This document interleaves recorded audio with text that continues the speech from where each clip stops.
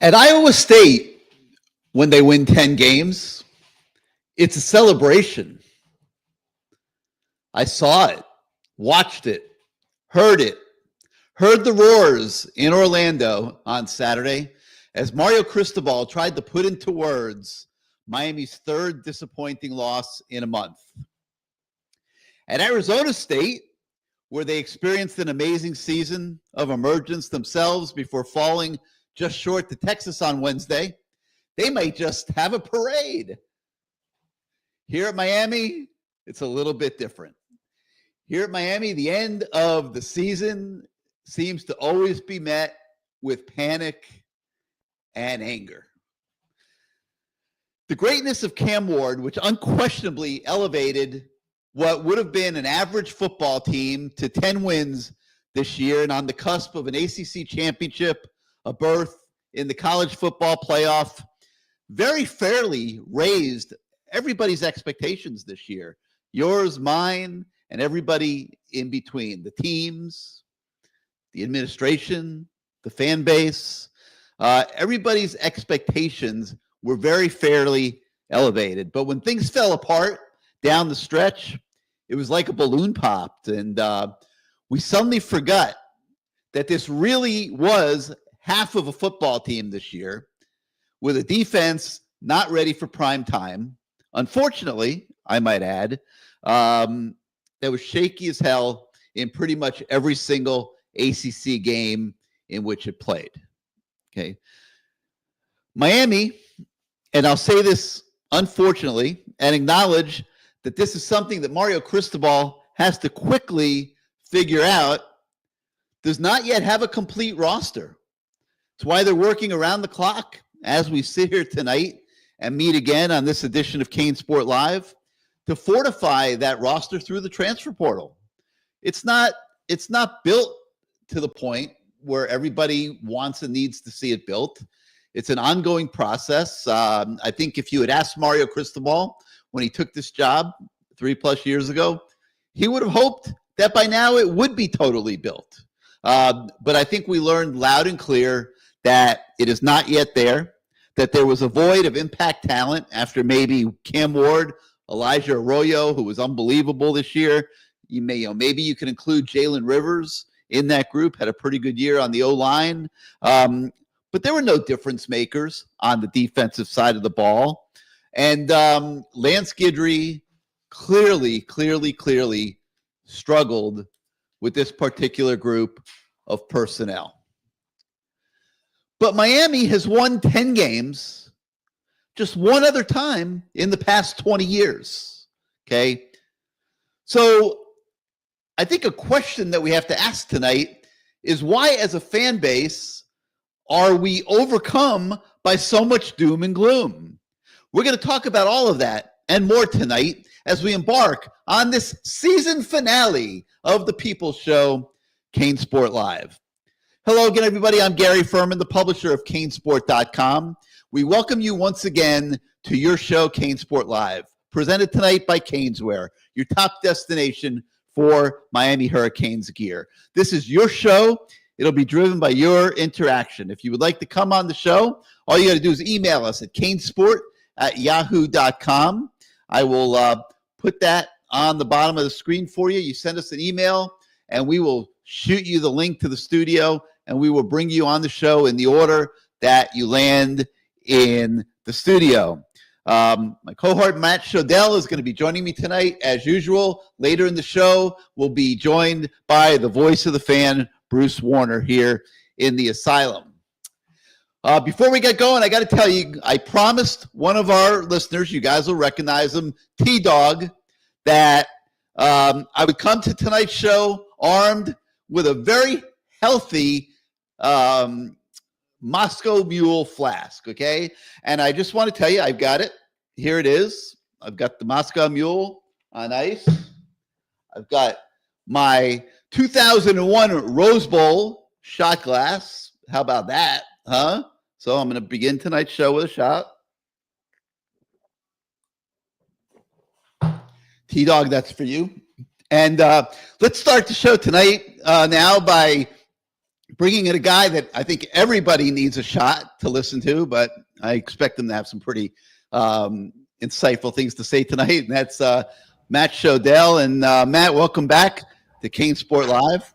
Thank you for staying up with us tonight. And listen, this bowl game was interesting, and I don't think we need to spend the entire show harping on the bowl game because it was just a season finale. It really, was somewhat meaningless, quite frankly. I mean, Miami went into the game with 10 wins. They left with 10 wins, and the season is the season. The season really fell apart in the Georgia Tech game and the Syracuse game, and now we're sitting here and horrible second half from Emory Williams. We're in mass panic over the quarterback situation. We don't know who's going to be there for next season. Is it going to be a guy coming out of the portal? Can Emory somehow bounce back from that experience up there in Orlando, which is something that I think is easier said than done. We'll talk about that a little bit. And then on top of it, you got to go hire a new defensive coordinator because Lance Guidry has been fired. And you have a bunch of holes to plug because you've lost a lot of talent to graduation and end of eligibility that has to be replaced. And while acknowledging that even what you had before you have to replace that was not good enough. Okay. And I think we all will agree that if Cam Ward was not the quarterback of this football team, probably would have been about an 8-win season, and certainly would have been a lopsided Pop-Tarts bowl game and not in the right direction. And, we'll talk a little bit about the decision to only play the first half of the game. Obviously that had a great impact. I don't think there's any question that Miami wins that football game if Cam Ward goes the distance. But just to set the record straight, it was predetermined before the game that he would not go the distance. When they were practicing, and this is really key, and this is the first time you guys are going to be hearing this, but when they were practicing for the game over those few weeks, there was the possibility that Cam Ward was going to go the distance, and they practiced for him to go the distance. Now, as the game got closer and a lot of people started questioning Cam Ward's wisdom, justifiably so. I mean, he had no business on the field. There's not an agent in America that would have said, Cam, go play that bowl game, okay? He wanted to play. I'm assuming he wanted to set the touchdown record, and he wanted to be there for his team. It was not decided until really the final, I believe, 48 hours before kickoff that he would not play the entire game. And it really was going to be the first quarter. In the heat of the battle, it got stretched to halftime. But to my eye, I don't think Emory Williams was properly prepared for that game and for that moment. It was in total disarray. His timing was off, seemed very nervous, and certainly Shannon Dawson did not do anything to make it easier on him with the way that the game was called once he did get in the game. So much to touch on. Matt, I'm going to give you the floor. Before we go to our viewers, your general thoughts on the state of affairs right now with the Miami football program. Well, I'd say I was as disturbed by the end of the season as I was by you thinking you could take a shot of a sipping drink, a Moscow Mule, T-Dog. Yeah, you can take a shot of straight up alcohol. I've never seen T-Dog. Tell him, please. Why are we consuming Moscow Mules tonight? T-Dog, you know what else you should tell him? Tell him when he put the ginger beer in the shaker, should he shake it up, T-Dog? Should he shake up the shaker with a ginger beer in there? Absolutely. No, it's supposed the top would explode if it was actually made correctly, unfortunately. Hey, T-Dog. I'm gonna fix mine right now. I got some coconut 1800. Yes, sir. I appreciate y'all, boys. Great year with you, boys.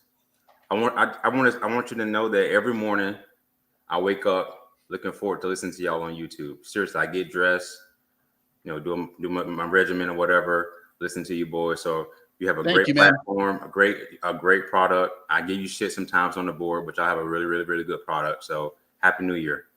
All right, man. you. Same to you. But now I'm gonna make you listen for a few more minutes because we got to let Matt say his piece. I mean, shout out to K Mills who knows what's up. But in terms of you don't seem to understand. I don't know why you don't understand this. You don't understand that Miami won 10 games and fans are upset. You can't wrap your head around that concept. When a team it's the expectation. It's not the expectations, believe it or not, at this point, because what happened this year was the team was 9-0, and everybody was fearful that it was fake because that's what they've been accustomed to, which you'd think would make the hard landing softer, but it doesn't, because it's like going to the movies and, you know, it's your favorite movie and you're going every day and it's always a different favorite movie. And then with 5 minutes left, you don't get to the end of the movie, right? It's just the projector stops every single day and you don't get to the end of the movie. We haven't seen an actual ending to a Miami season the way it's supposed to go for 22 years. That's why fans are upset, not because they won 10 games. They don't care about 10 wins. They may as well have won 5 wins, but had won 5 games because the end result's the same. That's the problem. You keep saying 10 wins, 10 wins. That's not what fans are fixated on. The new formula is make the playoffs, right? At least make the ACC title game. If you don't do either, it doesn't matter if you win no games because you're going to have to rebuild the team the next year anyway in the current NIL day and age. It's not like the old days where, oh, okay, we won 10. We have, 14 starters will be back. We're going to be amazing next year. No, now it's, okay, we're loaded with NIL players because half the team was that started this year were from the portal. Half the team that were starters were from the portal. That's a fact. And you got to rebuild the team every single year. So it was a wasted year. It doesn't matter if it was 0 wins or 10 wins because look at FSU. As easily as you can go from undefeated regular season to 1 or 2 wins, you can do the reverse nowadays very easily. So what's disheartening is that they didn't do it with the best offense this team has ever seen in the history of Miami football, including 2001, okay? The most productive offense, and they still couldn't even make a top 12 at the end of the year. They weren't even in the top 2 ACC teams at the end of the year. That's what fans are upset about. They lose 3 out of the final 4 games and got worse as the year went on. They didn't have an answer on defense for a guy Mario Cristobal hired. Now he's looking for his 3rd defense coordinator second, is it 3, right? 3rd. It'll now be 3rd, yes. 3rd defense coordinator. He's on his 2nd offense coordinator. He hasn't been here very long. So fans, understandably, there's a message board post. What grade would you give Mario for roster building? And he's got more C's than B's and more D's and more F's than A's. I mean, these are fans. These are fans who want to see the program succeed. These aren't, bots who are trying to get somebody elected president. These are real people who are upset with what's happening. And the only way out of it, to me right now, if you're looking for the bright future, is a much better defensive coordinator, obviously, and a quarterback who can make plays. Because if the offense won't be as good as it was last year. It just won't be. Statistically, it's not going to happen. But if you get a good game manager, a quarterback, a guy who throws 25 to 30 touchdowns with 4 or 5 interceptions, you got a good offensive line, you got a good run game, and if you have a better defense, which I think that's going to be the key. Just like I was talking about with FSU being terrible, being great, being terrible, being great, you can make a great defense in the portal. Like, that's the way it is now. You're not stuck at, oh, our defense sucks, we have nobody coming back, we're going to be terrible again. That's not how it is anymore. So if the defense can even be middle of the road defense, and if the offense can be, a pretty good offense, like the ACC is not that good. And yeah, you might lose to a Florida, you might lose to Notre Dame, but if you can go through the ACC schedule with 1 loss and make the ACC title game, even with 3 losses, and then you win that, or even potentially lose that, like, you're right there. You're right there for the playoffs. So as much as fans want to say, oh my gosh, the schedule's so hard because of the non-conference games are really hard, right? With Notre Dame, Florida, whoever else. There's only like 1 easy game in the whole schedule. What's the other one that I'm missing? South Florida. Yeah, it's USF. Yeah, so they should win that. But even if you lose those 2 non-conference games, like, you can still get to that ACC title game fairly easily with a good team. You're not playing Clemson next year. Not that Clemson's going to be great, but yeah, there are some really good teams on the schedule in the ACC. But at the same time, like, it's doable. It's doable. So that's what you have to hang your hat on. And to me, 2025 is the key, because if Mario fails in year 4, and the first 3 years he had basically the same record that Manny Diaz had in Manny Diaz's first 3 years, right? So if in year 4 Mario Cristobal doesn't get to even 9 wins, if he's at 8 wins or less, the outside noise is going to be just almost to the point that it's hard at that point to get top recruits, to get transfer portal guys, right? People are going to be so mad and upset, which is why in the bowl game, I really wish they had given all these young guys playing time. I think Mario was so fixated on trying to win and get to 11 wins. Wanted to win Instead of being fixated on, I need to know what I have coming back and who I should jettison and who maybe is better than I thought they were in practices, because some guys are gamers. Like, that's just the truth. And if you don't put them in a game, you're not going to know, right? And we already saw, we saw Brashard Smith leave, right? Did he get a lot of opportunities here? No, but they knew he was good, but they didn't make a system that would fit him. And he was one of the best running backs in the ACC. SMU's had 2 defensive linemen from Miami, right? Jafari Harvey, I can never pronounce it. And Jared Harrison Hunt, right? And they had some other guys. And Elijah Roberts. And Elijah Roberts had a lot of sacks. Like, those were guys who never started him. I know Jafari got a couple of starts, but they never really had major opportunities at Miami. I don't think Miami ever really knew what they had. Jared Harrison Hunt, they thought he was soft. Like, that's the truth. They said he was soft. He always seemed to be complaining about stuff. He was. Well, he didn't seem soft this year, did he? He was better, but he was soft. But my point is this. The other guys were problems off the field. They had to go. Right. Okay. Well, my point is, if you play some of these guys a little more, right? Once the season's over for all intents and purposes, which it was after the Syracuse game, like, we needed to see Justin Scott in the bowl game. We needed to see whoever else was available that was young. Like, it was just a waste. The bowl game was a waste. It's so disheartening to not see a glimpse of the future and just, have, even when you bring in your quarterback potentially in the future, look like that and not even let him throw the ball until a desperation last drive. The whole thing was so messed up to me. I can't even wrap my head around it. A meaningless game. Let Emory Williams throw the damn ball. Run your offense. They were playing so conservatively to win it was a meaningless bowl game to me. I don't care if they would have won with Cam Ward. I wanted to see the future in that game. I wasn't even keeping score. It was like when I'm playing tennis with my wife. I probably win 6-love, and lose 1 point. I just say, let's not keep score. Let's just hit the ball, That's what they should have done. They should have just hit the ball. All right. Well, there's so much for us to unwrap here tonight. So many things. I kind of agreed with you. I wanted to see more of the younger guys too. But I think that what we're seeing here by some of this action in the last few days in the transfer portal is they feel they have a pretty decent grasp on what they have coming back, and if they don't like it, it's being let go. We're watching guys that were starters the entire season get sent to the transfer portal. Guys like Deani Hill, Jaden Harris. This is the new age of college football. If you're not performing, you're going to be replaced. And they are hitting the portal hard for defensive backs in particular, obviously chasing a quarterback, trying to get some explosiveness into the receiver room. They got Chase Daniels from LSU. They're trying to get the Branch kid from USC, who is elite, exactly what this program needs, a guy that is a threat to go the distance every time he touches the ball. So they're looking to make moves here to make this roster more complete going into next season. They feel very good about the defensive line. The fact that Mesidor and Bain did not have good seasons, a lot of that is attributed to the scheme and the coaching of Lance Guidry.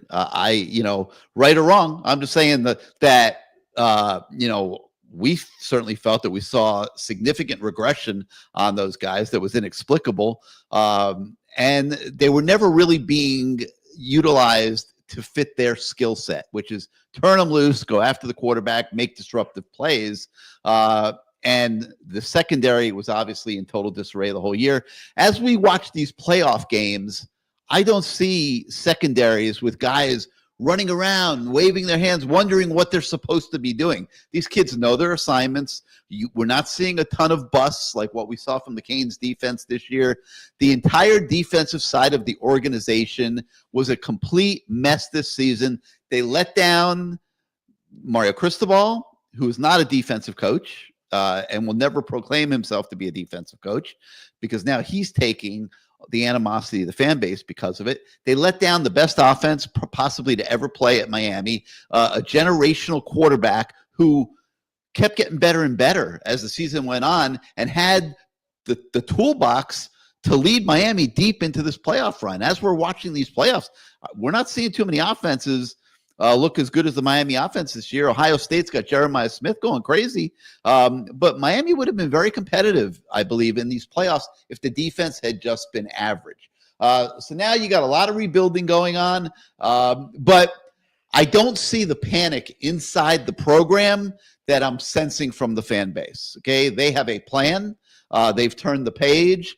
Maybe Mario Cristobal took 12 hours to get over, and he was devastated after that game. But he has come back with a very definitive plan here to get this roster ready for a new football season.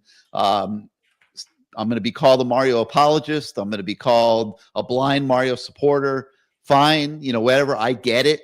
It's not as far along after year 3 as everybody would have hoped it would be, I'm sure, including himself. But they have a plan. I like the direction they're going in. We'll see who they can get to play quarterback.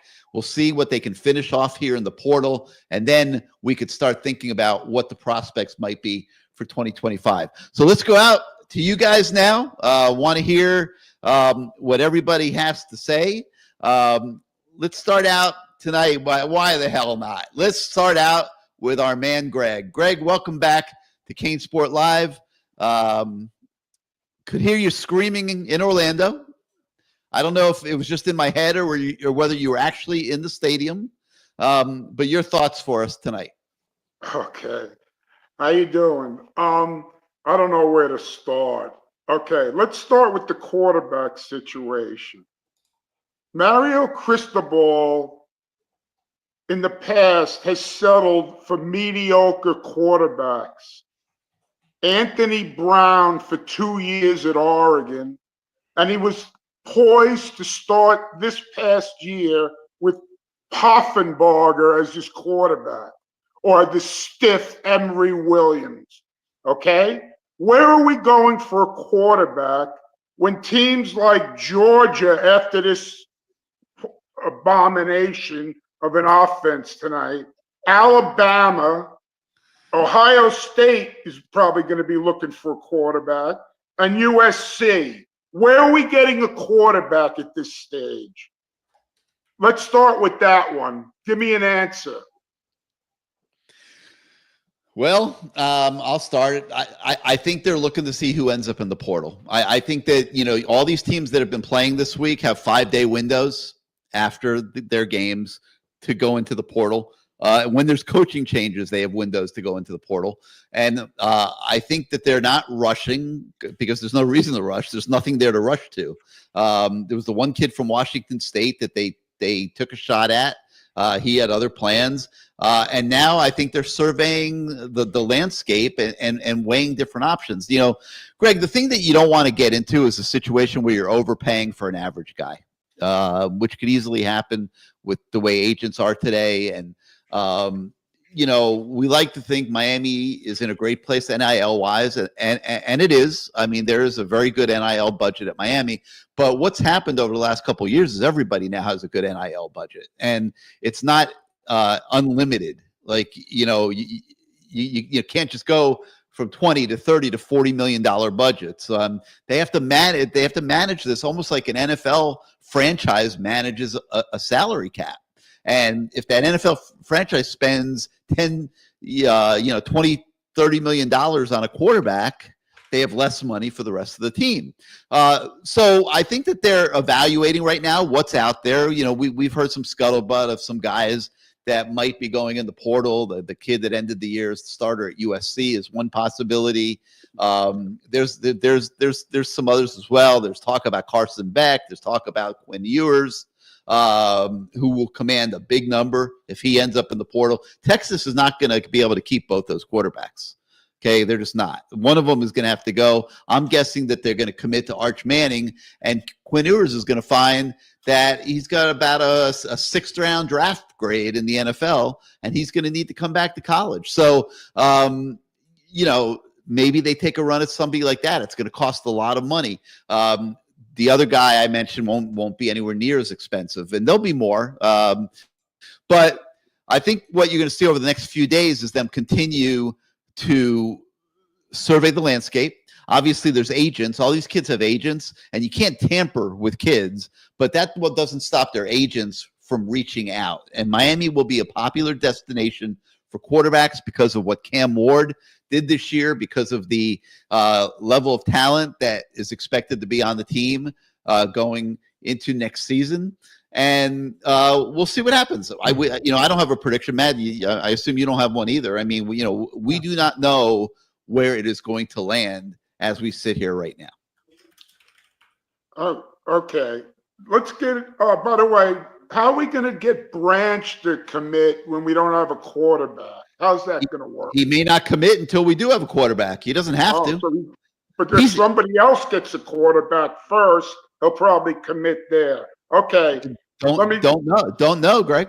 But you can't you can't make a quarterback just appear like magic. Like you just said, you don't want him to have an average quarterback. So you can't just make this happen if the right guy's not in the portal.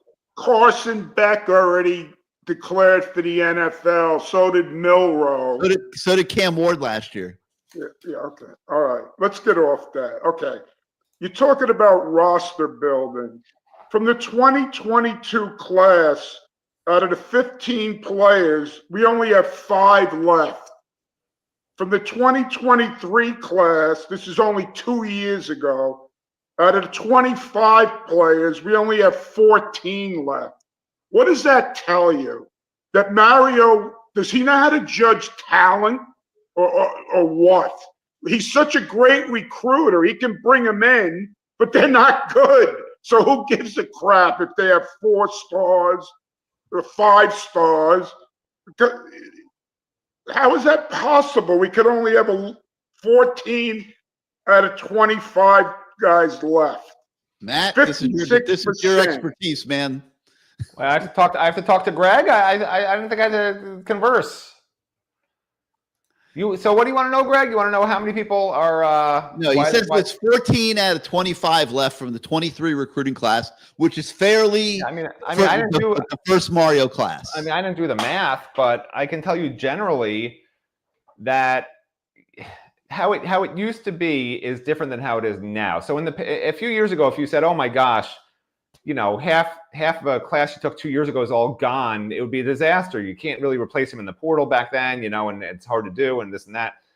But I would argue that they've actually wanted some of these guys to leave. Now, are those recruiting misses? Yes. Has Mario Cristobal fallen in love with the portal? Yes. It's a combination of both of those. Mario is a great recruiter, and I think he's a great developer, although you can't tell anymore because he's bringing in mostly portal guys to play and fill in the gaps that he has, right? But it's hard for him to know where the gaps are because as much as I've covered this team over the years, I've always found this to be true no matter who's coaching. Coaches love experienced players, even if they're not as talented physically as younger guys. They want experienced players. I can't tell you how frustrating it is to me sometimes to see that. And I understand why, because guys that make coaches look good on film are guys who are where they're supposed to be, right? When Pro Football Focus is grading out players, for instance, they don't know if a receiver ran the wrong route. They don't know what an assignment is if a lineman was supposed to pull and just stayed where he was, even if he made a good block. Miami coaches know what's supposed to happen, and they know that young guys tend to bust at a much higher rate than experienced guys. But with that said, I remember back in the days Miami was winning championships, coaches would say to me, I'd rather have a guy going 100 miles an hour in the wrong direction than a guy going 10 miles an hour in the right direction. And I still believe that to be true, but coaches don't believe that anymore. And when I see Mario Cristobal taking guys from lower level programs in the portal, taking guys who were good but not great from Power 4 programs, guys who even just started for 1 year at a TCU or whatever, and now they're going to start over some guy who's in his 3rd year that was recruited by Miami who just hasn't had a chance at Miami. I don't know the answer to what coaches see that make them say, okay, I want an average portal guy instead of the guy I recruited and it's been here for 3 years, right? Like Ryan Rodriguez, for instance, right? They're talking about how great Ryan Rodriguez is for the last 2 years. Oh my gosh, he's amazing. He's going to be great. Well, they're trying to get every center under the sun right now to start over Ryan Rodriguez next year. So I guess he's not that great, right? But then again, we haven't really seen Ryan Rodriguez do anything. He's been hurt a lot. There's no clear, coherent answer I can give you, Greg, other than the fact that Mario Cristobal has fallen in love with the transfer portal, I think, so far to the detriment of this program, because you know for a fact, we've seen it already, those first 2 portal classes he took were failures. And actually, we have a story tomorrow coming out about it. Last year, this year, I should say, right? Last year, 2024, I don't know if that's last year or this year anymore. So last year, this year, I'll call it. Last year, this year, he did much better, right? Cam Ward was amazing. David Martinez, the last half of the year, was as good as anyone in the country that, wasn't playing at Boise State or Arizona State. The receivers, that was a bust. Sam Brown, I'd say, was a bust, right? But I think Zach Carpenter was better than what they had. And then on defense, it was a disaster on defense overall, but they took a lot of portal guys instead of guys that they had homegrown. So you could argue on defense that they just really missed all over the place, right? Was Mish Powell great when they took him? Some people thought so, right? From a championship program, but he didn't play well here. Wasn't fast enough here. So it's hard to translate. He was good there. Will he be good here, right? You take a Jacksonville State safety, Zachariah Poyser. Is he going to be amazing at Miami after one good year there? I don't think so, but maybe he will be. I'm not the coach. Will he be better than what they already had? Will he be better than Dylan Day? I don't think so, but they seem to think so. The guy's not coming here to be a backup and sit behind Dylan Day, right? So, I don't know if that answers your question, Greg. It's a little frustrating to me when I see some of these things with the portal going on, because I know Mario's a great recruiter and he has a history of developing talent. And to take talent that's been developed somewhere else and plug it in for a year as half your roster doesn't make sense to me, but that's what he's been doing. Greg, let me add to that. I think the problem is, Matt distinguishes the portal, regular recruiting. I don't think it really matters where players come from in today's college football. But I think the problem has been similar in both the portal and regular recruiting. And it goes back to the origin of your original question, which is evaluation of recruits. And that is one area of the program that I think Mario can improve significantly. I hope he does. Because you're right, the percentages are not as good as you would want them to be. And, I think that what you're going to see is a continuation of this pattern, though, because number one, I think you're going to see freshmen have to play. A lot more freshmen are going to have to play. And I think that also that in terms of the guys that don't show that they're worthy of playing very quickly are not going to be able to linger for year after year after year because of where everything's going with revenue sharing and NIL and how the dollars keep getting bigger and bigger. And to get impactful players, and you guys hear me talk about impact players all the time, this program has not had enough of them for 2 decades and did not this year have enough, especially on the defensive side of the ball. But to get those impact players and keep them, you're going to have to spend an enormous amount of money. And you're not going to be able to afford to have guys just hanging out for year on top of year that aren't making contributions to the team. This is going to change. It is going to take an adjustment by football programs. It's going to take an adjustment by us out here on the other side because our thinking is going to have to be different. It's not going to be what we've been watching for our whole lives. Okay. Let's do a quick comparison of Marcus Freeman versus Mario Cristobal. Marcus Freeman, we have recruited at least as well, if not better than him. And he rarely uses the portal, but he's in the Final Four and we're lingering in the abyss. And our offense is at least twice as good as theirs. And their defense is 10 times better than ours. Correct. So and who's coaching that defense? Al Golden. Good job, Gary. Huh? He said it. But think about that. A veteran coach who has, 10 years of head coaching experience, who has stabilized, had a major role in stabilizing things for Marcus Freeman, who's very inexperienced as a head coach, and has been an invaluable hire at Notre Dame. Miami doesn't have an Al Golden. I'm sorry. They don't have an Al Golden. You don't think Marcus Freeman has anything to do with the defense? That's his calling card. I think he does, Greg, but I understand that, at least in my opinion, that when he added Al Golden to that staff, it turned that program around. Okay, they weren't anywhere near at this level in the first I think 2 years. I would say 2 years. This is his. I'm trying to remember if this is his third or fourth, but in his first 2 years, third year, yeah, they weren't anywhere near at this level. And I think Al Golden's presence has been enormous, and I think Mario Cristobal needs an Al Golden.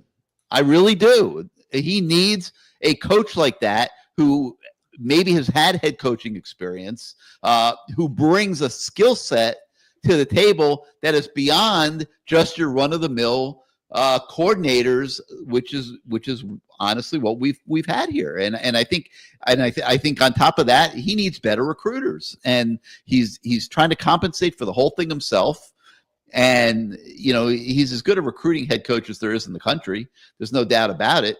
But you're not recruiting 18 to 24 kids anymore. You're recruiting 40 kids every year. It's an enormous task for one guy to have to compensate for recruiting deficiencies up and down the coaching roster. So those two things, I think, are the two things that should be on Mario's hit list here very quickly in this offseason.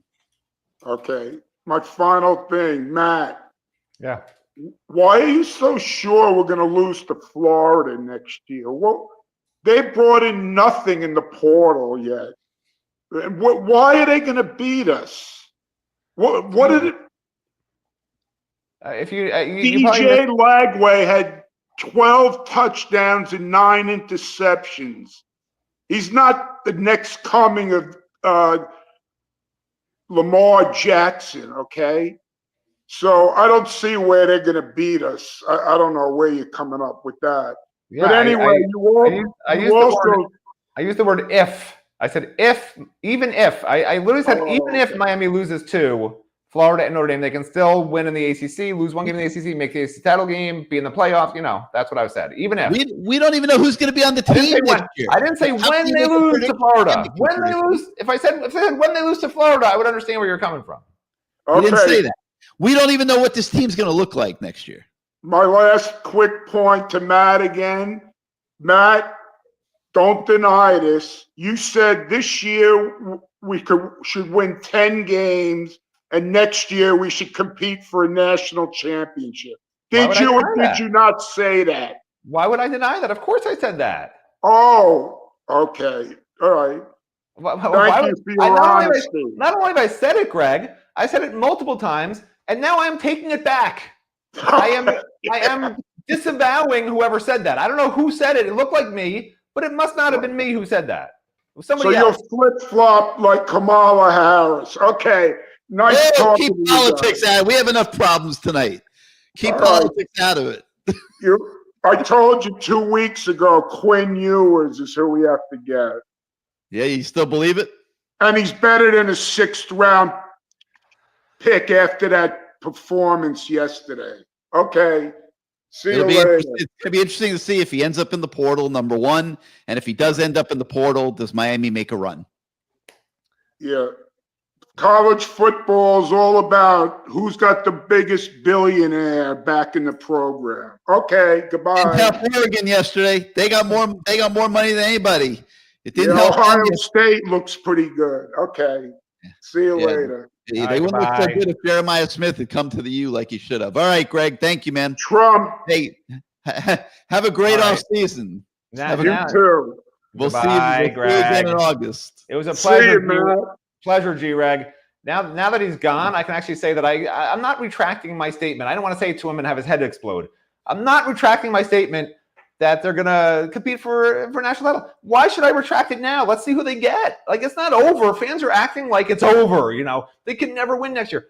With NIL, everything is possible. There's something called a second portal window, okay? They can see what they're still missing in the spring, and if they're actually good coaches and bring in a GM who actually can oversee some stuff and make some suggestions, maybe bring in a defensive coordinator where all his great players can transfer in the second window if they're not a playoff team, right?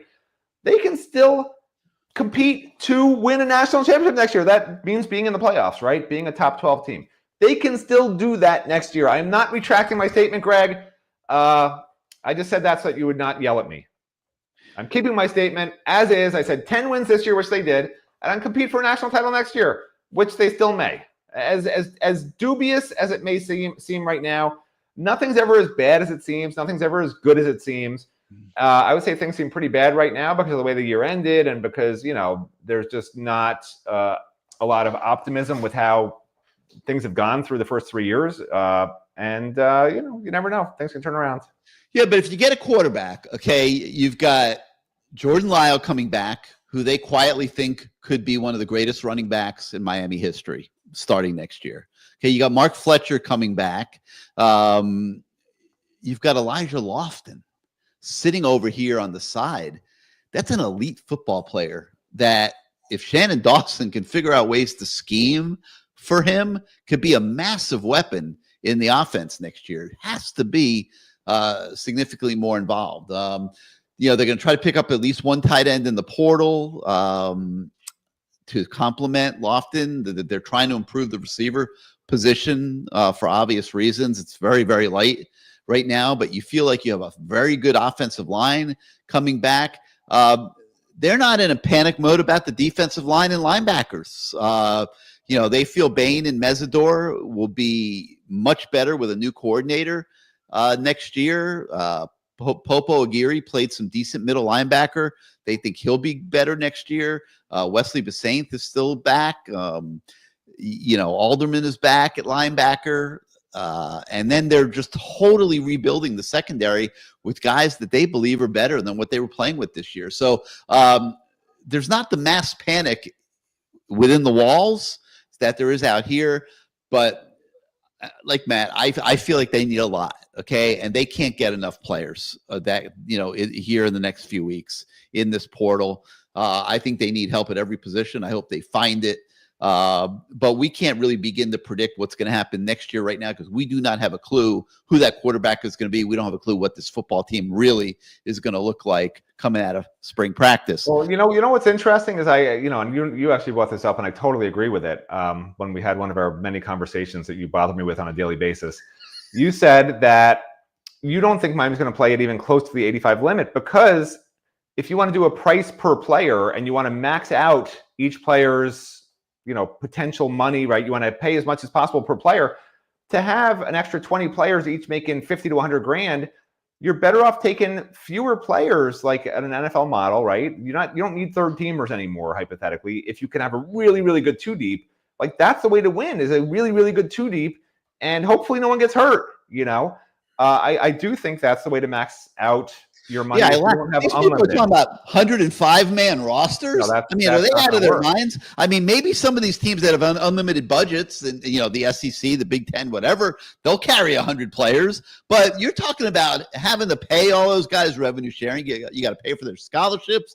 You got to pay for their books, their housing, their expenses, and all that. You talk about their books. They can afford the books. Go with some of the bigger items. You're talking about millions of dollars of extra money that's just wasted because you can't play 100 guys.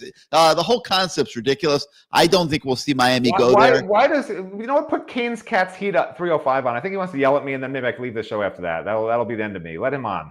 Yeah, we will. But first, I got to go back to T-Dog because tonight's show's partially in honor of him and his Moscow Mules.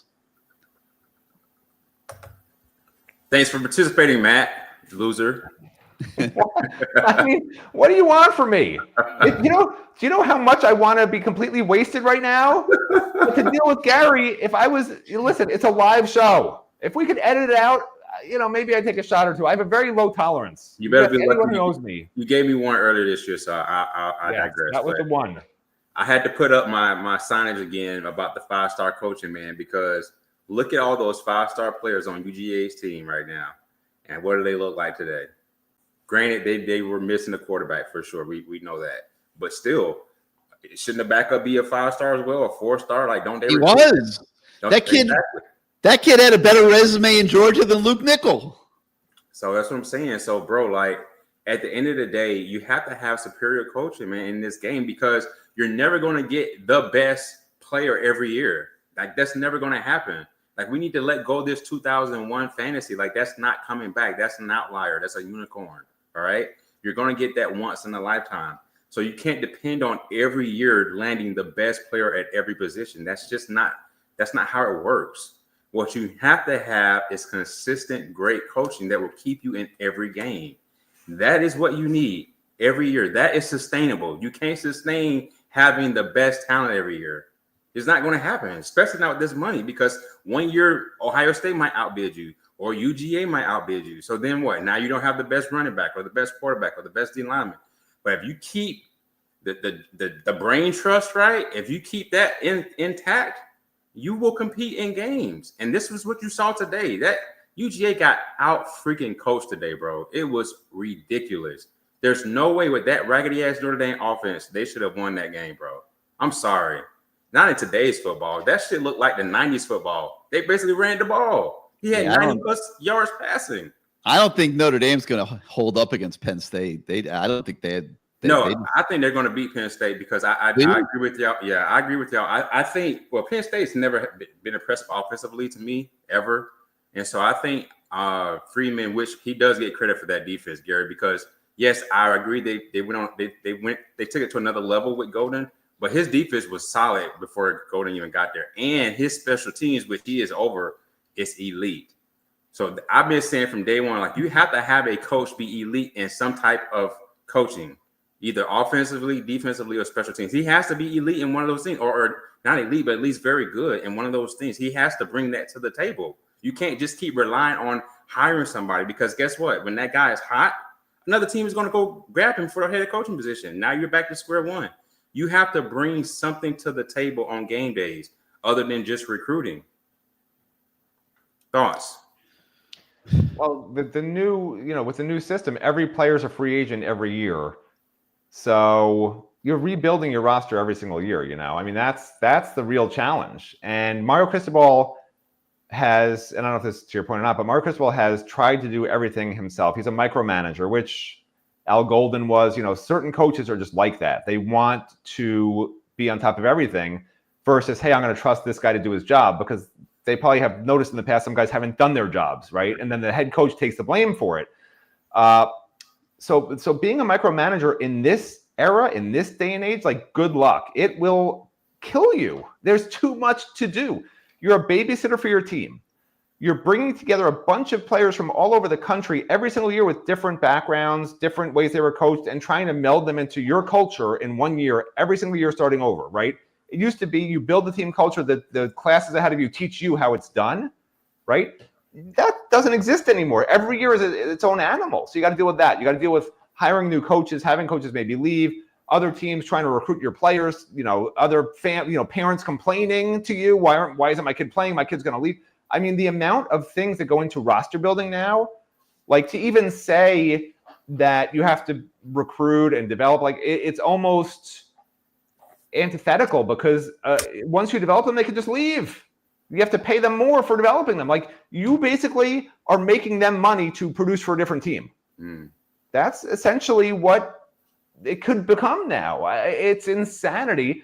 And if that's the case, then a lot of coaches would be happier just taking portal guys for a year or two. Yeah. Right? Yeah. Like in the NFL, do you want a bunch of rookies on your team who might be great, or do you want a bunch of guys who are great? Right. And that's the dilemma right now. Is you got to make that combination with the money you have. I posted in the Storm Center thread that, hey, to me, you shouldn't even be excited about recruiting anymore. Like, high school recruiting to me is like, that's dinosaur days, bro. Like, it really isn't, though. No, bro.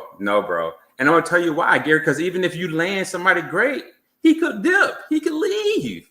Correct. So it's like they got to find a way to make these multi-year deals. They have, unless they don't have to change the structure of this, like NCAA or whomever. They're gonna have to change the structure, because if it continues like the way that it is for the next 3 to 5 years, there's no need to get excited about high school recruiting. And they have multi-year deals in the NFL. Why not now in college? I agree, but again, structurally, you're gonna have to change something on the system level, at the structure level, because to me, I get more excited about the transfers because at least I know that guy is tried and true. And that guy's coming into play right away. Yeah. Correct. And he's got an agenda. He's like, I got to boost my stock because I'm usually 1 or 2 years away from the NFL. Let me boost my stock. These high school kids are getting the money already, and then they're becoming fat cats and kind of like relaxing, bro. Like, but you know what, T-Dog? Do they really always? They don't always boost their stock. You think Tyler Barron boosted his stock this year? I don't think so. I know your boy Sam Brown damn sure did his sorry ass. I got exactly. Now, my second point, damn it. I told you he was stealing JoJo's snaps. And next year, when y'all see JoJo on the field, granted, JoJo is not Jeremiah Smith. Hell, nobody is Jeremiah Smith right now, okay?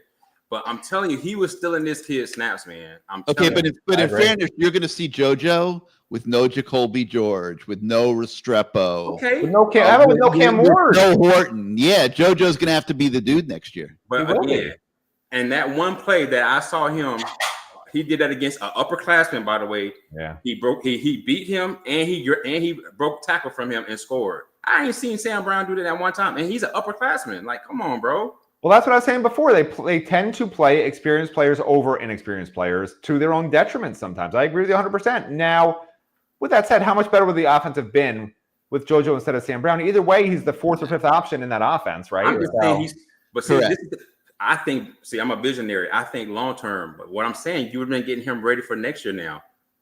So now you feel a lot more comfortable saying, hey, I got a kid coming back who's got about 300, 400 yards this year. I feel good about him. I know where he is. I'm set with that position. I'm set at the X or the Y, wherever you're going to be putting him. Now I just got to go fill these other spots. You can't say that now. He definitely could have played more than he did. No question. Should have. I mean, Sam Brown was a waste of time. Isaiah Horton should have played over Sam Brown most of the year. Like, coaches see these guys. This is what I can't wrap my head around. Coaches see these guys play. And I'm sitting on a stupid show. I'm not watching them practice. We're not allowed to practice. And I'm saying, like, Isaiah Horton looks in games like he's better than Sam Brown. And, like, why do I see these things and in a game and the coaches don't act on it? I can't wrap my head around it other than the fact that Sam Brown, yes, of course, who's getting paid more money should play automatically is ridiculous. And then it's just the experience factor. Like, Sam Brown's a veteran. Isaiah Horton hasn't been playing a lot. Like, that, it always comes back to that. It always comes back to that, it seems like, with these coaches. And not just Mario. The guy who's played more years, the guy who has more reps, the guy who's more reliable, the guy who's slower, clumsier, drops passes. That's the guy we want, right. You know? I can't wrap my head around it. I think Horton's going to regret that move, though. There's a lot going on over there now. It's got Colby Young vibes to it a little bit. Yeah, he's going to disappear over there, I think, a little bit. I think so, man. I think they're going to become a running team. They're going to focus on. He should have come back here. He would have been probably WR1 next year. He would have been the man. Yeah. Well, it came down to It came down to money and and also a little bit. I don't think that the quarterback situation maybe is as dreamy for him as it maybe appears to some others. I guess I don't know. Before I leave, I kind of want y'all thoughts on that. Like, I know y'all can't spill the beans because I know y'all got some inside stuff, and I know you can't spill them right now. But do you feel confident? Just tell me if you feel confident that we're going to be okay landing somebody from a quarterback standpoint. I mean, I'll start. I'll feel confident when they get it. Like, I know they're working hard at it, but I don't see where the difference makers are out there this year. There's no Will Howard. There's no Cam Ward. I would have liked if the Washington State kid had come here, but like that's the only one I've seen that moves the needle for me. Yeah. If Ewers goes in the portal and they're able to get him, I think he would be a nice Band-Aid for next year, for sure. You're gonna have to spend big time bucks for him, but you almost have to in that situation. And but I don't know that there's going to be this great fix. I don't know that that's there.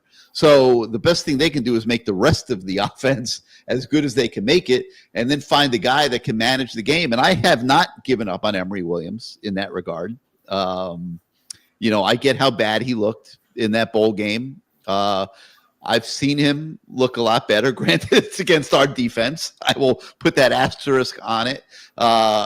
But he's got a big mental hurdle that he has to overcome here going into spring practice. I mean, that had to be a devastating experience. That had to destroy his confidence at every level, not just in himself, but seeing that his offensive coordinator, the way he called that game and how different it was from the first half, maybe doesn't have the level of confidence in him that might have been believed going into that game. And I think Shannon Dawson's going to have to rehabilitate that with Emory Williams. But there's time. They got a whole spring practice ahead of them, a whole off season. I hope Emory's a great kid. We know him very well, and hopefully he can bounce back from that. I do not think it'll be easy. So it's going to be interesting. And I'll just add real quick that I don't, I know people like Gronowski. People think the USC guy's going in the portal. Gronowski's a lower level guy, dual threat. Not to me, he's not great. He's good. He'd compete with Emory Williams, right? Like, and one of them will start, but it's not going to be like obvious who should start. Like, if you're not bringing in a quarterback right now where it's obvious he's the starter, right? Like Cam Ward came in, oh yeah, he's the starter. Like everyone knew it, right? Because he's that good, right?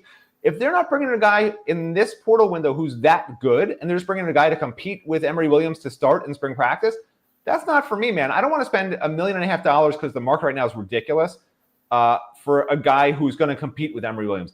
I'd rather wait till the second portal window and do what everyone else does and find somebody who's on another team and get him to go in the portal and grab that guy, because this is not just fun and games, right? I know everyone wants the guy to practice for 15 practices in the spring, but if the right guy's not there, if that difference-making quarterback is not there, well, guess what? There's going to be less competition for quarterbacks in the second window, right? Because a lot of teams have already invested all this money in their quarterbacks, the ones who wanted quarterbacks. The top teams with all the money have already paid their $6 million, their $3 million, their $2 million, right? They're not taking anyone else that goes in the portal. So you have a real chance in that second portal window to grab someone. And yeah, they miss spring practice, boo-hoo-hoo. If they're that freaking good, you've got, April, May, June, July, August. You got a little bit of time to get that guy working with the rest of the team. And he could bring in some more portal talent in that second portal window, right? Because right now, where we're sitting here today, I don't see a ton of guys that are picking Miami out of the portal, other than maybe Branch at receiver. Like, I don't see anyone else out there that's a difference maker other than Branch that Miami might get right now, period. So I'm waiting. You think he's going to get the USC guys? Branch is the USC guy, yeah. Oh, I'm sorry. Yeah. But other than Branch, Zechariah Branch, like, other than him, I'm saving my freaking money. It's like if you go to the grocery store and you want milk and all they got is like coconut water, I'm waiting until they get the milk in. I don't want to drink coconut water. Well, you still want Xavier Lucas if he goes in the portal. Yeah, but he can't go in the portal anymore. They'll figure it out. That won't hold up. Wisconsin can't keep him out of the portal. He has to wait to the second window. That's the rule. Maybe. I don't see a way around it. Maybe, unless he gets a legal ruling. We'll see. All right, T-Dog. All right, guys. Cheers, my man. One more. Give me one more. I'm all out. Here. Oh, man. Making me drink alone. I had two already. All right, man. Hey, thank you for being part of the show. All right, fellas. Y'all hold it down, man. See y'all on the board. We'll see you on the message boards and in August. No doubt. Fat Cooter lives. All right, man. Take care. All right, let's go to since Kane's cat, he's been dying to be on the show with Matt. We got to go to him next. What's up, Kane's cat? Gentlemen, my biggest gripe right now with the team is I think you guys are also upset with it. You just don't want to say his name. I just want to know, when are we going to replace Dennis Smith? That's my biggest. Replace who? Dennis Smith. Dennis the Menace. My opinion, I mean, he's the guy that makes the donors overpay for players to make up for his mistakes, in my opinion. You're not going to find many people that are going to down talk Dennis Smith. But listen, everyone can have their own opinions. Listen, I mean, Dennis works his ass off. I'll tell you that. Whether you think he's good or bad, you can't argue with how hard that dude works. So I'm never gonna down talk a guy that works just like Mario. I'll never down talk. I'll down talk his decisions, but I'll never down talk Mario or Dennis Smith just because the amount of hours those dudes put in. You can't be like, oh, they should go. Like, I don't know anyone that's gonna work any harder than those guys trying to make this thing right. There's too much on his plate. But there's too much on his plate. They can be working hard, but they're not working smart. Yeah, well, that's possible. I can understand. Listen, when you have 3 seasons that they've had and the way the third season ended, there's plenty of blame to go around, including for Dennis Smith, of course, because he's taken a large chunk of the recruiting responsibilities and they're trying to get guys and all this other stuff, right? He's the general manager, basically. He's the first point of contact with the kids. Correct. So, yeah, he scouting the players. I mean, in my opinion, yes, he can have the same amount of criticism as Mario. I don't disagree with that. But what I'm saying is when you say, oh, when are they getting rid of the guy? You're not going to bring in a guy that works harder than him to try and get the program right. That's what I'm trying to tell you. You know, Listen, I mean, he does the truth of it is he does an enormous amount for the program. He works extremely hard. He has way too much on his plate. That's what to me needs to be fixed. Okay. They need to get an NFL scouting department in that business so that Dennis Smith isn't having to be that guy. And we had that guy, Gary. That's the problem. I mean, but we gave the reins to Dennis Smith. That's the biggest point I have. No, Dennis is not the VP. Dennis is not the CEO. Dennis is not the talent evaluator. Dennis is the guy who goes out and gets the guys who he's told to go get. Like, we want this guy, go get him, Dennis. And but he also makes a lot of the decisions. Dennis is not evaluating film and saying, here's 8 guys that I'm going to try to get for you, Mario, because I know they're great. Dennis is doing the work. And who's the one scouting the players? Because what's his role? His role is general Mario, manager. believe it or not. Mario and his coaches. Mario and his coaches. The position coaches. 100%. That's the area they need to improve. That makes me even more upset then, because I truly thought it was Dennis doing all the work. But if it's Mario and the coaches, then they deserve even more blame. Because Dennis Smith is not a position coach. But they had Alonzo Highsmith, who was supposed to be in that role of overseer, right? Every position coach is supposed to go to Alonzo. Hey, what do you think of this guy? Hey, I want to offer this guy. And Alonzo was supposed to be that guy. And Alonzo should have gone and hired the 4 best scouts that he could find that would come here. Right. And if you had to pay them double what they were making in the NFL, I don't care. You're spending $30 million on players. Like, it's worth spending $1 million on a scouting department. I mean, Gary, you have kick-ass evaluating talent on the planet, huh? Look at what Vanderbilt did with hiring Barton Simmons. Why doesn't you? I mean, you don't have to go hire Andrew Ivins. I mean, obviously he's brand new in the game. No, we definitely don't need to hire Andrew Ivins. But I'm not talking about hiring guys from On3 and I'm talking about going to the National Football League, Eric. I'm talking about going to the National Football League. But these scouting guys, in reality, they're the ones that see the players. You guys, you truthfully see the players more than Dennis Smith. You do. But that's not. I understand. I agree. But that's not what our profession is. Okay. And I know that. And I'm talking about guys that have made a living for many, many years evaluating talent for the National Football League that can project a young player 2-3 years down the road and can cut down on what Greg was really mad about, the misses. Okay. If you could cut your misses in half, you're going to be a national championship contender. Because I mean, it's the truth. Because in the cornerbacks right now we're recruiting 3 corners that are going to basically be sophomores. They really didn't do much at their old stops, and we're going to overpay them $300,000, $400K when we could have got a guy like Xavier Lucas last year for $100K, and then now we have to overpay him for our mistake of not taking him and doing bad evaluations. I mean, if your point is there are mistakes and bad evaluations, yes, there certainly are. But if you want to, but you're misplacing the blame is all I'm saying. You know, at the end of the day, yes, it comes back to a system that Mario Cristobal's built that is not working, right? 100%. For 3 years, he's won 5, 7, and 10 games. Which, if you say on face value, that's what happened, you'd be like, okay, he got a bad team. He inherited from Manny, et cetera, et cetera, et cetera. But we all see that he's not getting the recruits and developing the recruits, and those are his guys. What he's doing is he's getting portal guys. And you can understand it the first couple of years. Okay, so Manny missed. He has to fill in the holes with portal guys. But the fact that he's still going to take 15 or 20 portal guys this cycle, the fact that he started half his team last year in year 3 that were portal guys that he didn't recruit and didn't take, and that they didn't work out, right? Because the defensive portal guys he took were not good enough. The defense was awful, one of the worst I can remember. So I understand your point. But to me, the system that has been set up is to blame, not Dennis Smith or an individual. Mario needed to rely, and I touched on this earlier, on a Alonzo Highsmith, on a this guy, on a that guy. He doesn't like to do it. He wants to be hands-on himself. He wants to make those decisions himself, be the guy, the buck stops with me. I'm making these decisions. And I think he needs to let that go and bring in the next Alonzo Highsmith and just let that guy do his job. And I know he'll let the new defense coordinator do his job because he doesn't know defense, Mario, right? But, you know, at the same time, like, there needs to be a different system put in place. And if Mario doesn't recognize that, we're just going to be stuck in this rut again. Same thing. Mario's smart enough to know the mistakes. I mean, he's very good at recognizing the problems and fixing them. And I fully anticipate him to bring in a new Alonzo Highsmith or do some sort of different department or something.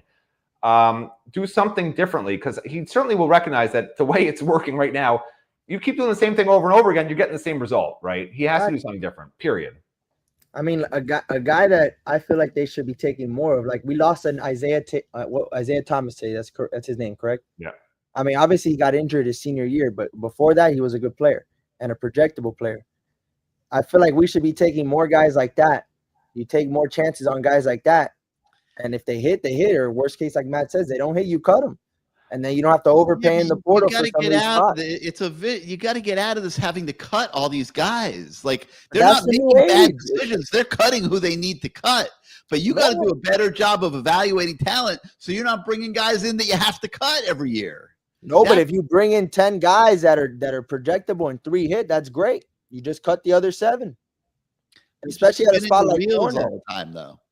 But I mean, right now we're about to land 2. Right now we're landing 3 sophomore corners that really didn't do anything at mid-major levels, besides the guy Brantley, when that's a guy from Venice High School that we could have took as a project and developed him. And Brantley's got an injury too. Brantley's hopefully he'll be back full go. That's mainly my thing. Why aren't we taking these projects and then developing them? If they don't develop, that's fine. You can just cut them after 1 year. Like, that's what the portal's for. Every year, like you said, we're building a roster every single year. There's no more program building. You cut the guys. If they're not good enough, you cut them. If they're good, you keep them, and then we don't have to pay NFL, man. This is the NFL. Yeah, it's the NFL. Well, that's the problem. Mario's success that he's had in the past and the blueprint he's had in the past has always been based on great recruiting. Great recruiting. Fine. You get the best players. They're with you for 4 or 5 years. You have great teams. But we don't know yet if he's going to be good in this system. That's the problem. Like, Miami paid the guy a fortune to come here based on a culture and a system that he had proven he's really good at that no longer exists. And so we're still waiting to see if it's really going to work here the way he's trying to do it. And the answer, there's no answer yet. There's no yes, it worked, no, it didn't work. Next year we will know. If next year is a step backwards, it's a failed experiment, and I don't know what you do at that point. I don't know if it will be truly a failed experiment. It won't be a failed experiment until he does what we say, get the scouting department. That's when we'll really find out. Because, I mean, to be good, you have to have good players. Regardless of who your coach is, you have to have good players. That's true. If you have good players, then it makes up for the mistakes of the coaches. That's mainly my thing. One more thing, Matt, we're only like 17 days. Hopefully you show up from baseball. I mean, hopefully it's a good team. I'm hoping, I'm praying. Well, I will tell you. I will tell you this. We're gonna be good. I think we're gonna be decent. I will tell you this. I'm just gonna tell you this flat out. Okay. I was with a former UM baseball player at a New Year's Eve party.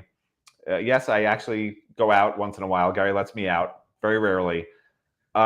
He is not optimistic. You know, he still is very tight with all the former players, everything. He's not optimistic about this team. He said straight up some stuff that bothered me, you know, about coaching culture, work ethic. I've heard some stuff. And it's troubling. I don't, you know, he doesn't think this is going to work out. He saw the Gino DiMari disaster coming, and he thinks there'll be a new coach after this year. That's what he thinks is going to happen. So, you know, if I can chime in, I went to the baseball forum where JD spoke for like a couple hours. I mean, I believe in his vision. It truthfully does have to work this year. We have to at least make the tournament. Yeah, I mean, I love JD to death, and I think he had some goodwill built up in the beginning, but these former players have not apparently been welcomed back tremendously well by JD. And the feeling out there right now is that this is a program in disarray. You know, JD's painting it as, oh, you know, we've revamped the whole roster. We have all these new guys that are going to be great. On the flip side of that, I'm not sure these new guys will be. I've been out to a lot of the practices. I mean, I believe in the hitters, and I mean, I pay attention. Well, they have two good returning hitters, right? The entire pitching staff's gone, except for Walters is going to be a starter. That's about the only guy who's back. The pitching staff is truthfully, it's not a concern. I mean, it's just a lot of guys that have never really started. I think we have a lot of good people don't want to hear about baseball right now, but I'm just telling you, I don't think it's going to be a great season. I think it's going to be a problem, but we'll see. Okay. All right, Canes Cat, thanks for being part of the show, man. We'll see you next time. He loves his baseball, man. He does. I hate to tell him that. I don't think it's gonna be real good. He's looked very disappointed. It was like, I don't know. It was like telling your dog that you're out of dog treats. He looked he had his tail was between his legs. Elijah says, give Clint Hurt a blank check and ask him to retain D. Nick and Jay Taylor. It's a hell of an idea to me. I wrote the story on Clint Hurt the other day. I think he'd be great for this job. I just don't know whether he will make himself available to Mario. He's been in the league 11 years. He's very well regarded up there. Probably can get another coordinator job in the NFL.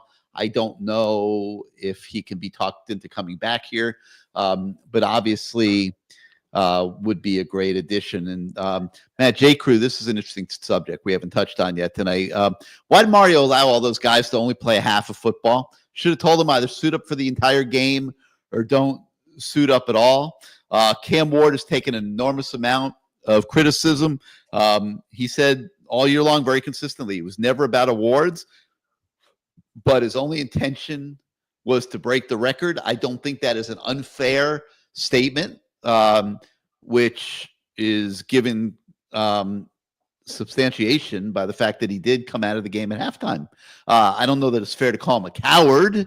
I don't know if I like the choice of words, but your thoughts on that whole situation? I mean, these players, my understanding is that if they are willing to play in the game, they get paid, right? They're paid not, I don't think per game, but per month, and you have to play in the games of that month if you're healthy, right? So I don't remember how much Cam Ward got. What did he get? 150 grand to play a half of football or whatever? But if he's willing to play, you're paying him to play anyway. I mean, I don't know why Mario Cristobal would say, oh, we're not going to play you. What bothers me a little bit is, and I said it on the Good Morning Show. I know people didn't like it, but it's just how I feel. I had heard before the game from somebody who would know this, that he was playing because he wanted to break a record, right? I didn't even know what the record was. I guess it was the all-time. At the time, I didn't know when this person told me, but I guess the very minor record, just the all-time touchdowns in the history of football record, right, for a quarterback, but over their career. But if I'm Mario, and if you're having an honest conversation with your player, and if Cam Ward wants that award, fine. But I know Cam Ward constantly was telling us, I don't care about awards, I don't care about this stuff, whatever. Obviously, he cares. But if that's the case, and if I'm the coach, which obviously there's reasons I'm not the coach, mainly because, I'm mentally deranged. But aside from that, if my guy wants to break a record and he had such a great year, 100%, I'm like, you've earned it, man. Go out there, break the record, then we're going to pull you out and we're going to see the younger guys play because we need to get ready for next year. That's what I would have said. But Mario wanted to win the bowl game. He wanted to win the bowl game with guys who are not going to be here when it matters in 2025.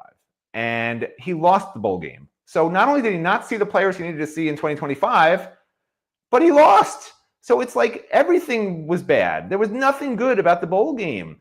That's what bothers me the most. Like if they'd won the bowl game with the guys who played all year, I wouldn't really have had that much of a problem with it. I'd be like, all right, you know what? 11 wins. They haven't done that since 2003. I get it. I get it.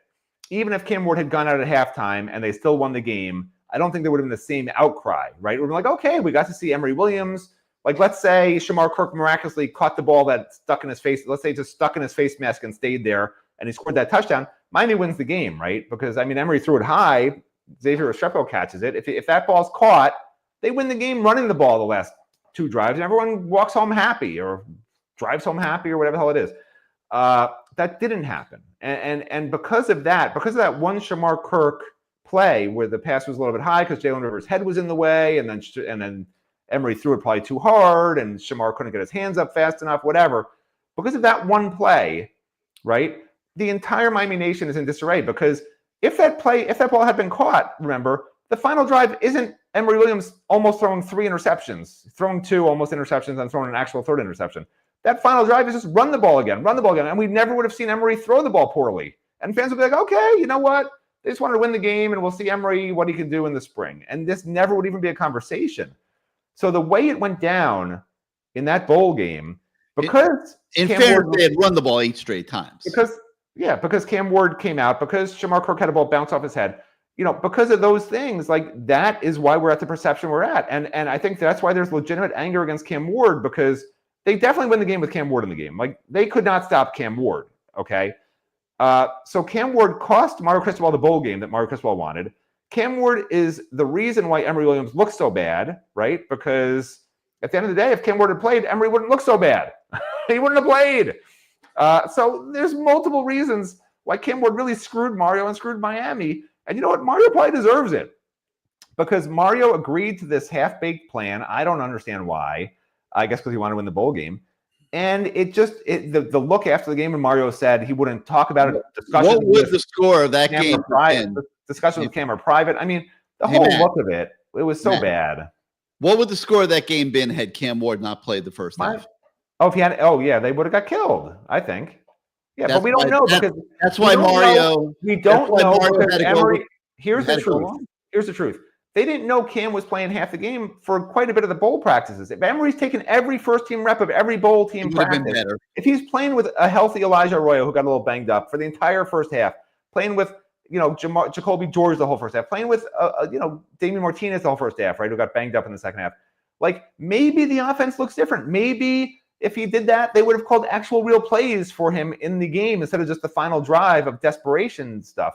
So I don't know that they would have got killed. My guess is, based on what I saw, they would have, but maybe they wouldn't have. We will never know because Cam Ward sort of usurped all the energy out of the bowl game when he left. And apparently in a lot of the practices too, where Emory was not getting first team reps for a lot of these practices. But Mario had to go along with the plan. But now we've got what Elijah here is bringing up to deal with, and that's the Shannon Dawson, Emory Williams dynamic. And, how do they move forward, Matt? What do you think? Like, the first thing that is going to have to be rehabilitated is that Shannon Dawson is going to have to convince Emory, I really do have the confidence in you that I always said I have, even though it didn't show up in the heat of the battle in Orlando. Before they get to anything in spring practice, I would think that the mental state of Emory Williams has to be dealt with. I think this is overblown. From what I understand, a lot of the issues that Emory dealt with and why he was constantly staring, at a certain receiver and then not coming off them.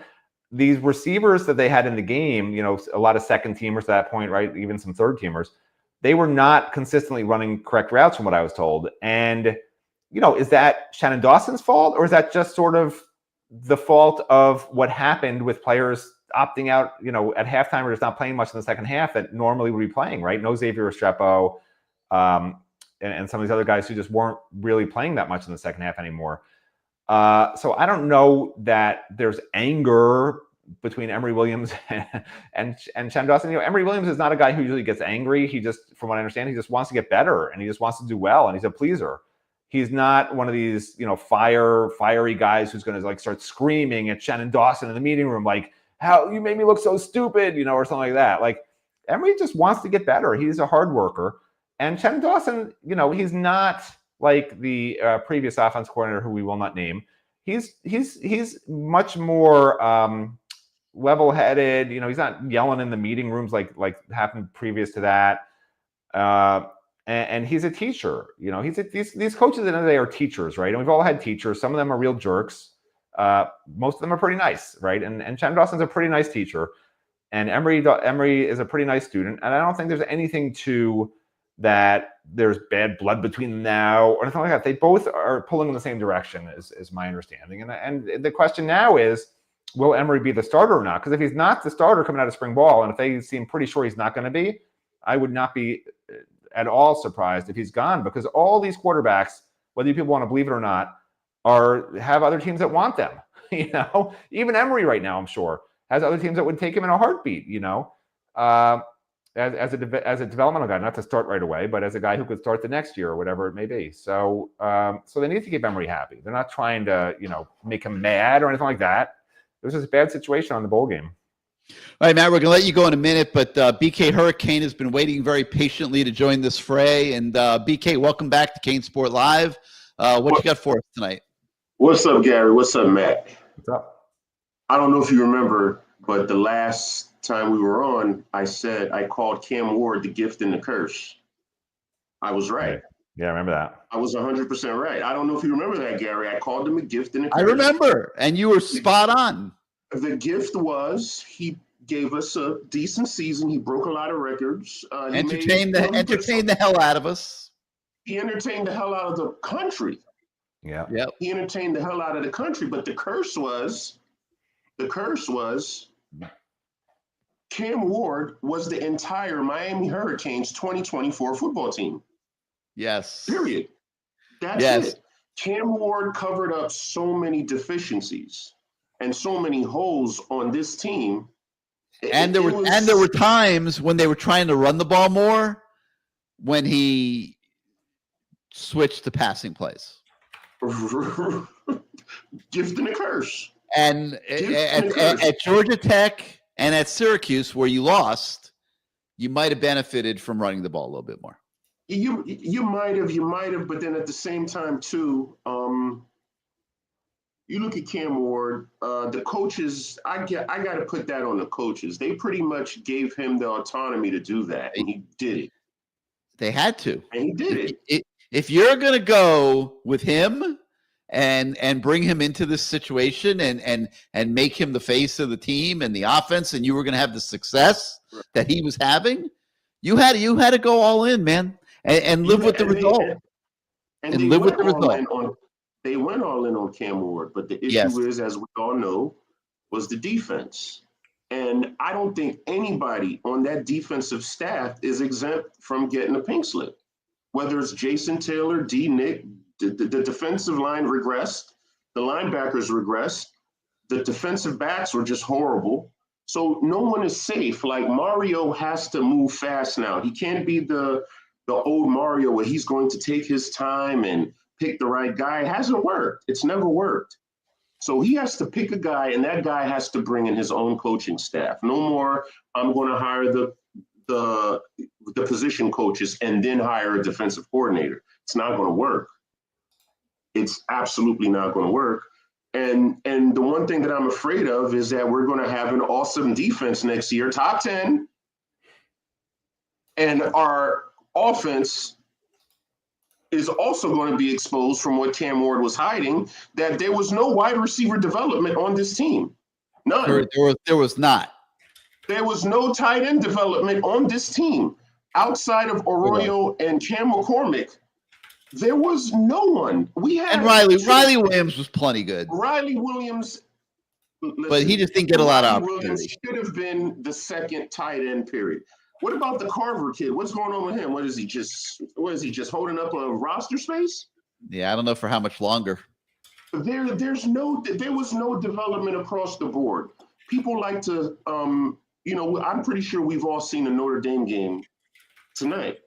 And the difference is that, what's Notre Dame's coach? I forgot his name. He hit home runs. Marcus Freeman hit home runs on both coordinators. Yes. Home runs on both coordinators. It's a lot, man. No one not only can they call up a play, but I've never seen a Notre Dame team this fast. Period. Notre Dame was beating Georgia to the edges tonight. Over and over and over again. Over and over again. They were flying to the football on defense. Not only they're great coordinators, they're great developers, something that Miami doesn't have. Everyone keeps talking about Mario this, Mario that. Mario is doing an amazing job as a recruiter, but that's not our issue. Our issue is the development. I'm seeing all these guys like Vincent Shavers and the kid from Wisconsin. They wouldn't even be thought about if we would have developed the guys that we chose over them. But we didn't develop them. We didn't develop Cyrus Moss. We didn't develop Jaden Wayne. We didn't develop a lot of guys that we let, that decided to leave. We didn't develop all those safeties that we took 2-3 years prior. They all busted out. But then we realized it wasn't them. It was the coaches. It was the development. It was a development. I don't care if you're a 4-star kid coming out of Miami. I don't care. You got to be able to get something out of that kid. Something. You got to get something. And we got nothing out of these kids. We didn't develop them. You mean to tell me one running back shifts on the offense and everybody loses their mind? Nobody knows what to do. That's development. That's development. They should have beat that into the kids' heads all year. I'm not sure if they did that. I'm not a coach. I'm not an insider. I don't know what was going on, but that's all development. We have a serious issue, and it's not recruiting, and it's personnel staff. That's our biggest issue. The kids are going to be the kids, but we need somebody to come in and teach these kids. These kids are not learning. They're not being taught very well at all. Cam Ward, Shannon Dawson taught Cam Ward absolutely nothing. This team put Cam Ward behind the best offensive line in the country, and Cam Ward did what Cam Ward did. Yeah, but that's not fair. He did what he did at Washington, and they gave him a running game. Cam Ward didn't. Cam Ward was a much better quarterback this year at Miami than he was at Washington State, and you can't just say he had a running game and an offensive line. You can't say Shannon Dawson gets no credit. Because he had a running game and an offensive line. What I saw this year from Cam Ward was what I saw the previous year at Washington, except for the fact that he had a running game and an offensive line. Shannon Dawson did not change who Cam Ward was. That's who Cam Ward is.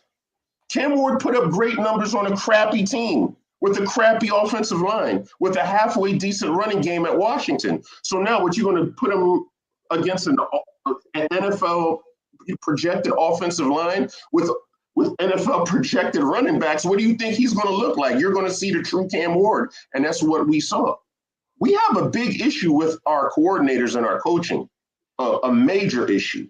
And it's all going to be exposed next year if Mario doesn't hit an absolute home run at defensive coordinator. And not only that, hit a home run on finding a decent quarterback out of the portal, because I watched every playoff game. I didn't see one statue of a quarterback playing. I seen guys who were able to make plays with their legs, create plays, get yards, and then still hit the ball downfield. Emory Ward is not that kid. This is a new age of college football. You can't have statues standing back there and winging the ball around. That's a good idea. Change his last name to Ward. Emory Ward. I like that idea, BK. You said Emory Ward. I'm sorry. Emory Williams. No, Emory Williams. That's a great idea. Well, put Ward on the back of his jersey. Hopefully, if he could change his name and get half of Cam Ward's production, I'll take it. Exactly. Listen, look, I mean, there's something to what you said.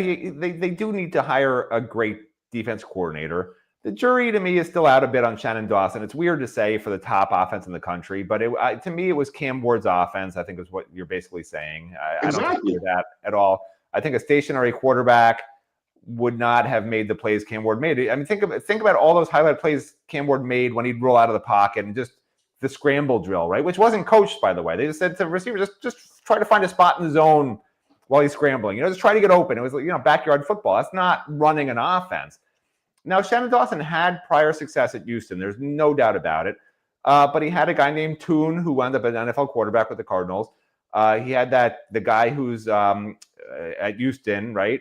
The slot guy. I mean, he had NFL talent at Houston against bad opponents, right? In the AAC or whatever they were back then. So, you could make the argument that, well, was it his system or were his players so great? And this year for Shannon, well, was his system so great or was Cam Ward so great? So that's why, to me, the jury's still out a little bit on Shannon Dawson. I think next year we're going to get a much better idea because you see all these offensive guys that left. And I don't see a great quarterback right now that's just sitting there waiting to come to Miami.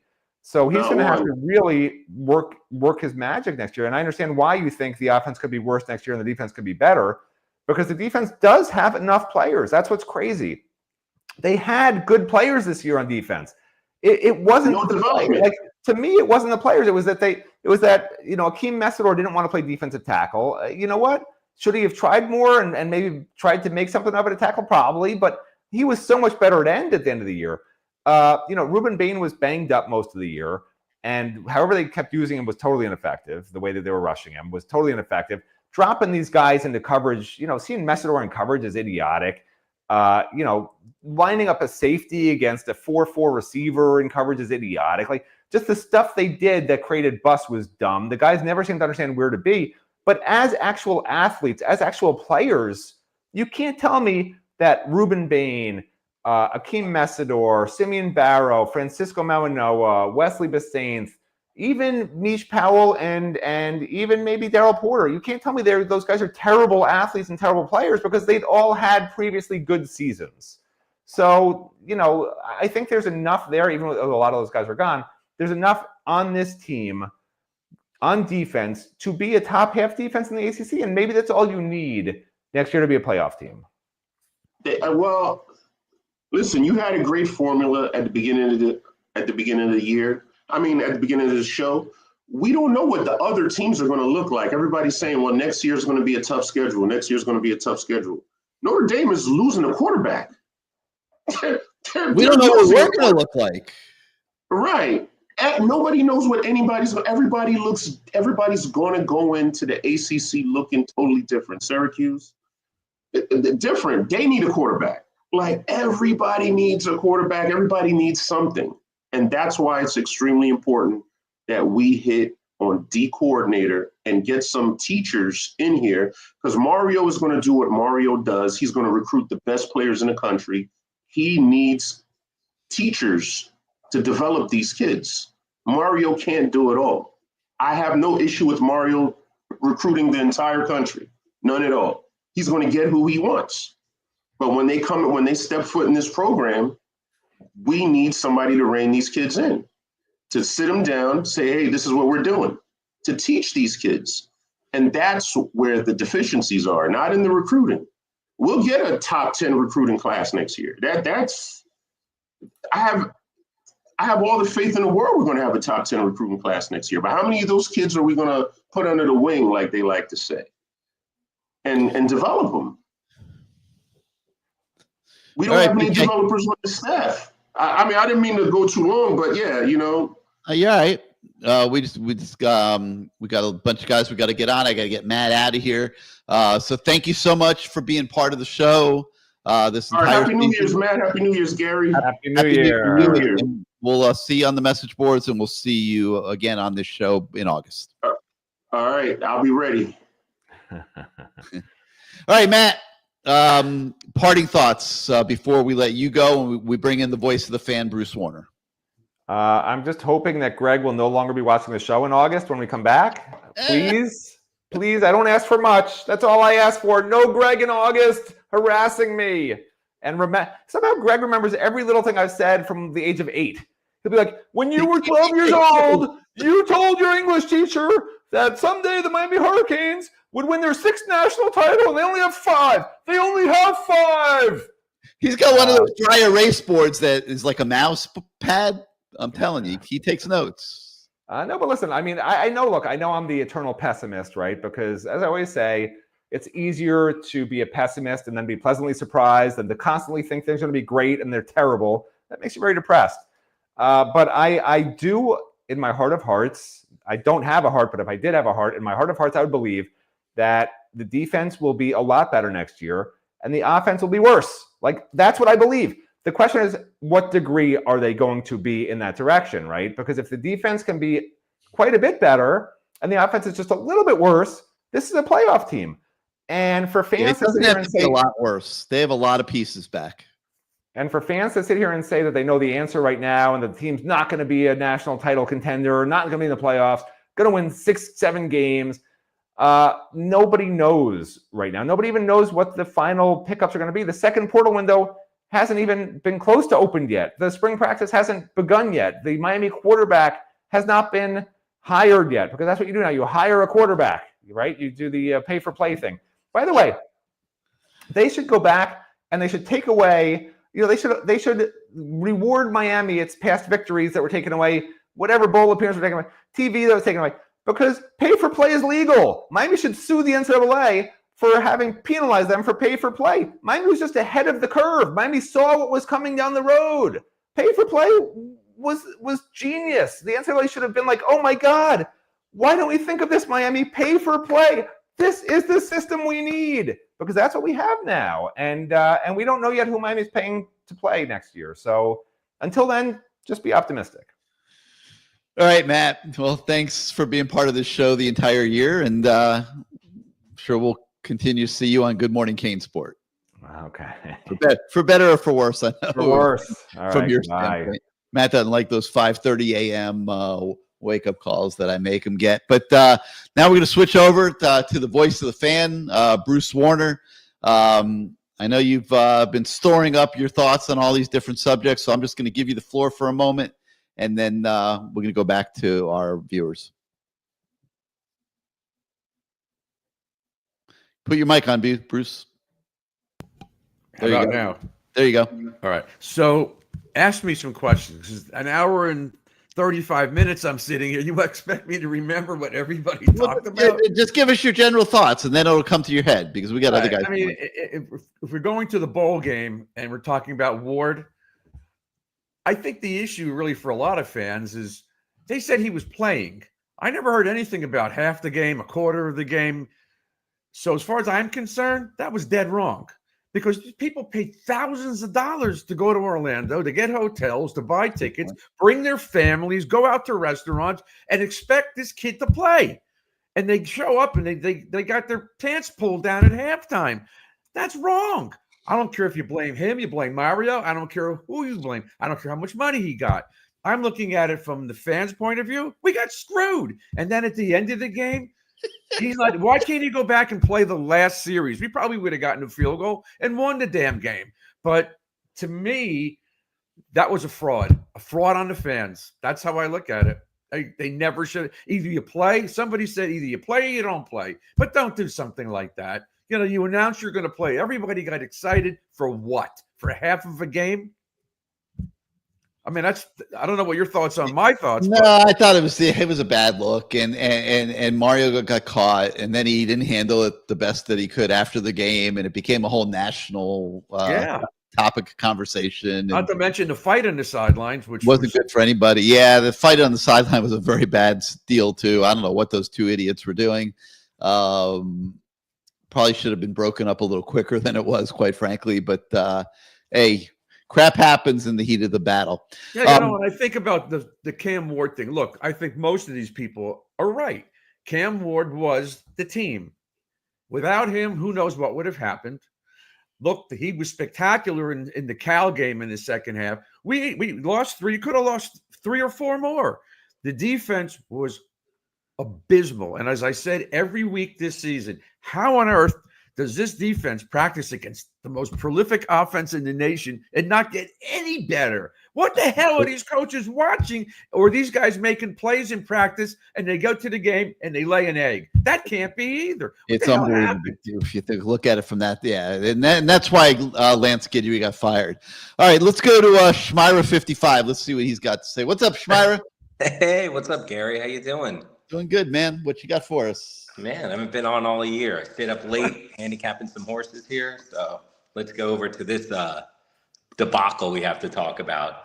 I mean, watching the Florida game, I just thought that we were going to be in for an amazing season. And just the speed on defense, forget about Cam Ward, but just about the speed, just Barron. What happened to that guy? The guy looked like a top 5 pick in the draft at the Florida game and couldn't even... I mean, what he played 4 snaps in the Syracuse game. I mean, completely went downhill. I think the beginning of the end was the South Florida game. If you remember, they had a little slot receiver. They never made one adjustment on the kid the whole game. I think he had 12 catches. And basically, he's a good player, but I mean, they made this guy look like Wes Welker. It showed us what was to come. I mean, as the season was going on, they were just holding on by a thread, and it was just. Not, if it was when the whole thing was just going to collapse. Because, I mean, even you could give them a little bit of an excuse for the Georgia Tech game, even though they played a quarterback that couldn't throw a downfield pass, which is basically unbelievable. I don't remember ever seeing that in a college football game. They had 2 quarterbacks in that game, Schmeier. But you know what? They played Georgia Tech the year before, and Georgia Tech stifled our offense. What did they learn from that? They didn't learn a damn thing. They still look like crap. But, so I was saying to myself, maybe give them a chance, maybe say the team was a little tired. They played, I think, 5 or 6 straight games without a bye. So maybe, you have a little bit of an excuse there. But they came back. They played that Duke game. Duke scored, I think, the most points they scored all year in that game on Miami in the first half. They played Wake Forest. I mean, that game was going into the fourth quarter was actually a game, and Wake Forest was I think terrible. we destroyed them, didn't we, Gary? We destroyed Wake Forest. No, it was close until the fourth quarter. It was within reach till the fourth quarter. But you know what happens as the year goes on is people have tape. You know, people figure everything you're doing out. They know your personnel at that point of the season, and that's why you get exposed late in the year if you're not the real deal. And we saw it in 2017, and we saw it again this year. Like, you know, they were exposed at the end.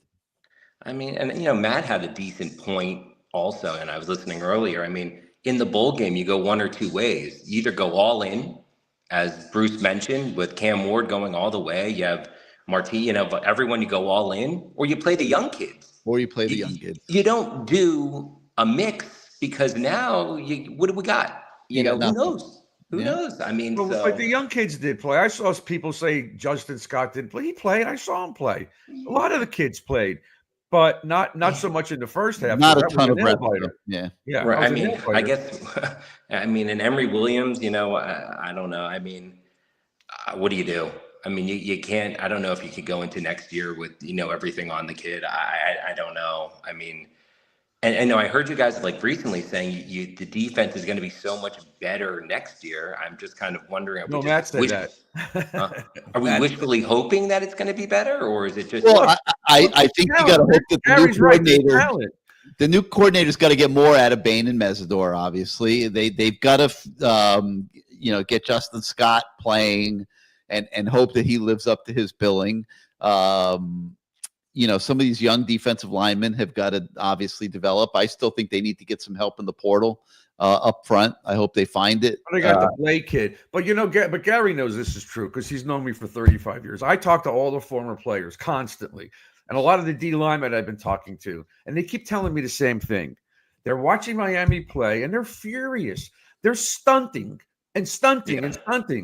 And, you know, I talk to guys, my friends like Caesar and Sapp and some of those guys. They don't do that. When they played, they went straight up the field and they busted up the offensive line and they got in the backfield. They didn't always make the tackles, but they created problems for the quarterback. These quarterbacks that we played this year all look like Heisman Trophy winners when we play them. Yeah. And they were able to step up. What? I promise you that when Mario goes to hire this defensive coordinator in the coming days, the first mandate that he's going to give that guy before he offers the job is, I want our defensive linemen to get back to being Miami defensive linemen again. Absolutely. There is no doubt in my mind. It was horrible what went on out there this year. I've never. Yeah, and I don't want to say anything bad about these guys because they're my friends. But, you know, like Roland Smith's my buddy, but he was no superstar. And a lot of these guys, when they had that front four or the front seven with Barrow and Darren Smith and Jesse and the front four they had, me and Gary could have played in the secondary and done well. They were so dominant. This secondary was bad to begin with, but without that pass rush, without the pressure on the quarterback, making this guy make mistakes, you can't really have a great secondary. And so Gary's right. Whoever comes in will be fixing that pass rush. And I'll bet you'll see Mesidor on the outside. I think they're going to be a lot better. That pass rush will be like this. Because the purpose of it is to free the linebackers up to make plays.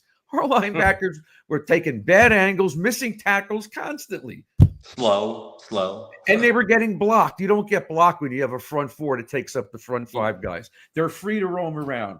This whole defense has to be readjusted. But I also think that, and I'll let you go again, Schmeier. I'm sorry. They got to get somebody I'm not saying Muschamp, but somebody that's former head coach experience to help Mario with the decisions. It's got to. Someone who's been there and knows what the hell's going on. Look at Al Golden tonight. Look at Al Golden. Yeah, it's a perfect example. A perfect example of it. My biggest fear is I think this could have been having Cam Ward this year because it seemed like an all-in year could have been the best, but maybe the worst thing that could have happened to the building of this. And obviously you have the portal, so it makes things a little bit different than they were 10 years ago. But I mean, you didn't really develop any of these younger defensive ends too much. You kind of just brought in, portal guys to go all in, and how this team didn't make the playoffs is beyond me. I mean, you just had to have a defense that was. How about this? They above choked. They average. blew a 21-0 lead in Syracuse. What former Miami team that won 10 games blew a 21-0 lead? I don't care if it was in Syracuse. The weather wasn't not cold. that. How about a 35-7 run in the middle of the game? Yeah. Crazy. A rebuilding Syracuse team. That's the guy's first. This guy's just putting that team together. I mean, so you're going to say you got beat by a better quarterback? I mean, what did Miami have? I mean, it's something. Listen, I don't look at Cam Ward as a curse at all. He was a blessing, and they can say the other guy that was on before talked about it as a blessing and a curse. He was no curse. The defense was the curse. That guy was spectacular. Unbelievable. He's probably one of my favorite players I've seen play. I mean, just watching him play was just unbelievable. And but you saw the team just kind of descending as the year was going on. And like somebody you guys said 41-17 over the Gators, and that's what you said. And everybody, it got worse. Not the entire team. Here's another thing. I don't think anybody's spoken about this tonight. What happened to our special teams? We used to be so great. We haven't blocked a punt this century. And I had Tremaine Mack on a different show recently, and he can't believe what he's seeing. How about return a punt? We can't even get a guy back there that catches the ball. Yeah. I mean, they bring back, what's his name of that? I don't forget his name, whatever, that had all this height. The guy doesn't even catch the ball in the punts. Ray Joseph. Ray Joseph. I'm surprised he didn't hit the portal. I mean, do you see any way he makes a... I know, but I saw Shamar Kirk hit the portal today. Oh, I mean, it's not surprising. Did you know that? Shamar Kirk? Yeah, he hit it today. Anyone else I don't know if you guys say names. Anyone else you guys expect to hit the portal? Or is it over now? I think. It's the third. Today, I think, is the last day. Yeah. That they can go. No, but they could still go in the second portal. That's true. Yeah, right. After spring practice, yes. So what do you think is the most important thing for Miami to do? I think they have to get a quarterback. Otherwise, they can forget getting wide receiver. I know Matt said wait till the second portal. I don't know if they want to wait. You got to try to do something now. You can't just shut it down. But I don't know what great wide receivers are going to come here if we don't get somebody that people recognize. Wow, this is a better option than who we have. And I'm not going to mention names because I like Emory Williams a lot, but that was just a bad performance. It's a shame. What do you like about him, though? Do you think he could take I like his accuracy. I like his smarts. I like his film study. I don't think exactly Kenny Dorsey was a spectacular athlete with a cannon for an arm, but he was brilliant. And he saw what he saw. He took advantage of it. And, people saying that they should have run the ball and that Cam checked down off of it into a passing play. He's the quarterback. He sees what's going on. He moves pieces around. And if this guy's going to bite, I'm throwing the ball. Why should I run it when they're giving me all these options to throw the ball? He's that smart. We need to find somebody like that. But in this day and age, you got to be mobile. You don't have to be a running quarterback that runs in like Milrow. I think he's a running guy playing quarterback.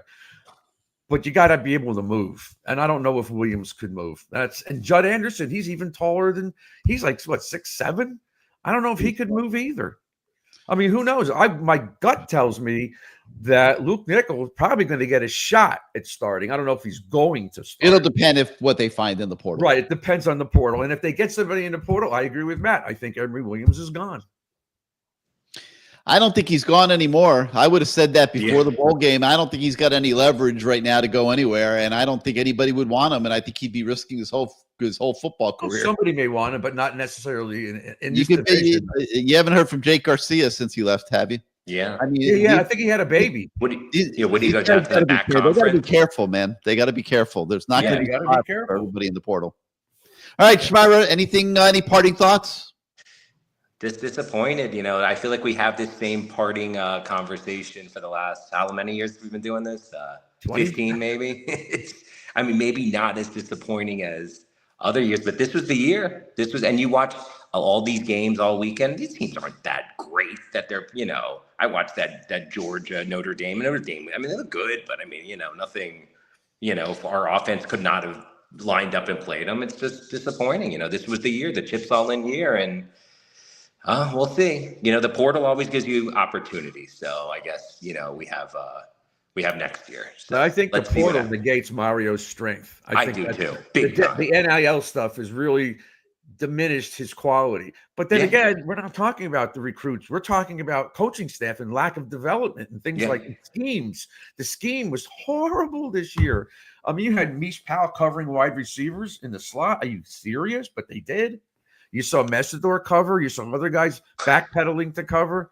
How about Mawanoa? He blew one big play every game for the last 6 games in coverage. I mean, it's unbelievable. Every game that guy was good for a big long pass against him. It's unbelievable.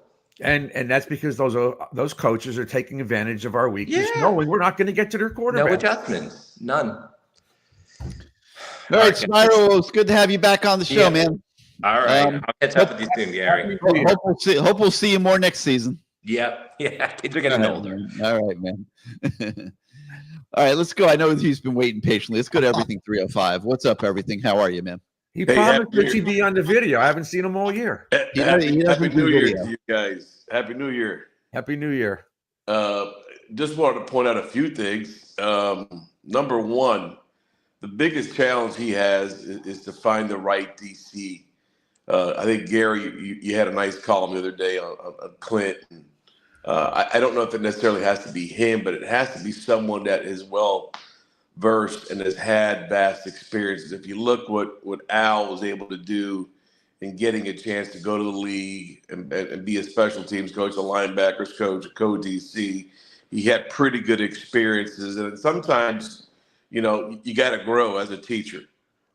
We always think that, teachers are perfect, and they're not. You go ahead and you grow, you develop, and guess what? There are people that are competing against you to nullify what you're doing well and to find something new. And then the game changes, and then recruiting comes.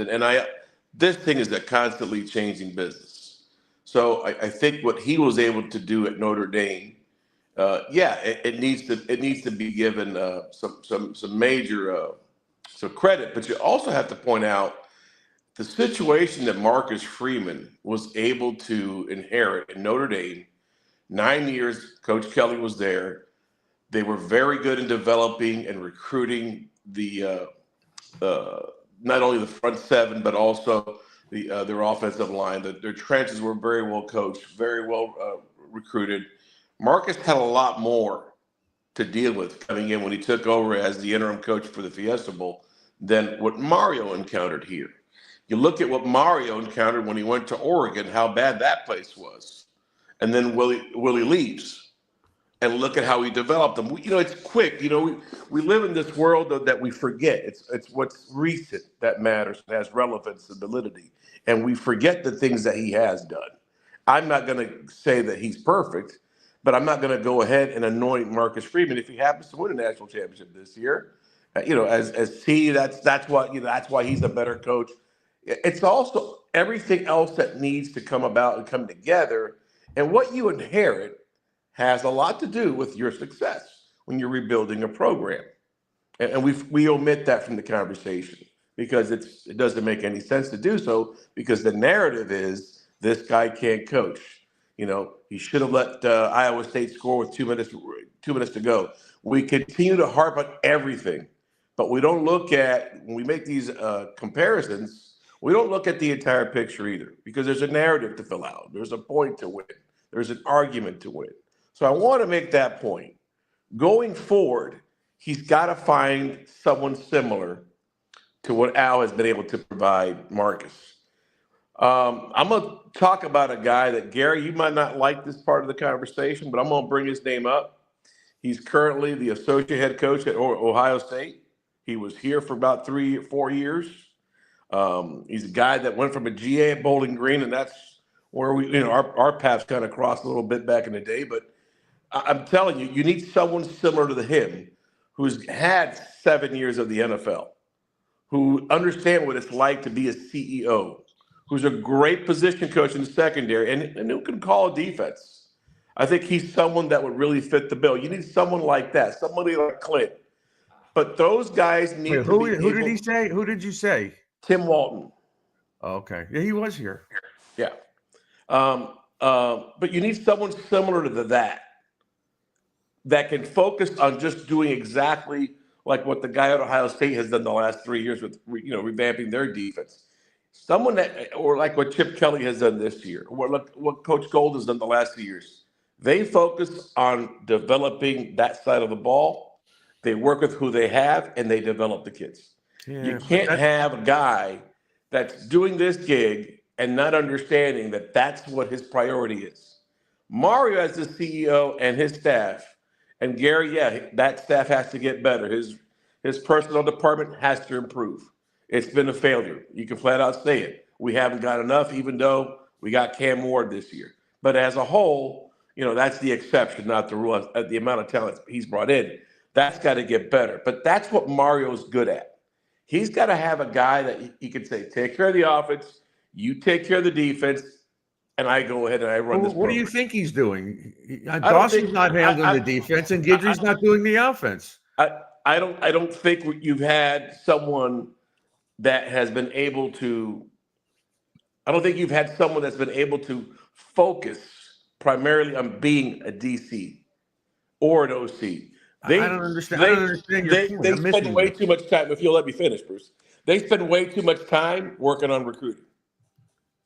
You got to focus on. I don't know about that. I would say they don't spend enough time on recruiting. I think it's the opposite, Gary. When you're trying to develop, so you're not seeing the whole picture. You're not just developing your players. You're developing your coaches, and your coaches are spending way too much time recruiting. They've got to become better teachers, because what you continue to see day in and day out, year in, year out, we're not getting better. You got 20 years worth of film proof. Guys don't get better here. They go backwards. So your teaching has to get better. Mario and his staff, the personnel department, they'll handle the recruiting part. Your part is when they come in, they visit. You don't have to spend an hour every day calling everybody if you're a DC. You really don't. But what do you think they did all season in the off season? What do you think Guidry was doing? That's his scheme. He runs it through the safeties. But I don't like that scheme. And I'm always, these things don't always come out of my mouth because of me. I get this from, I get them from all these players. And they're telling me, they told me in practice, I went to spring and I went to fall practice with a few of these guys. And they're all standing there telling me they don't like how the front four looks. They don't like the way they're just bouncing off the guys. They're playing with hand fighting and they're stunting. Get up the field. That's what they kept on saying. They're not doing it. Now, I'm not going to sit here and rip everybody and say Mario's wrong, but I'm telling you what I was told. And the whole season, they didn't do it. No, they tried to get Guidry to change, and he was stubborn. He wouldn't change. Well, that's a scheme. That's a scheme thing. But your coaches, your running backs have to be better. Your tight ends have to be better. You don't think our running backs were good this year?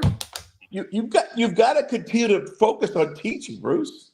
We keep forgetting how critical that is. To the choir, I know that, but they had a pretty damn good running back position could not have been much better this year. Across the board, wow, my God, is he incredible. Pass protection could have gotten better. Yeah, it could have.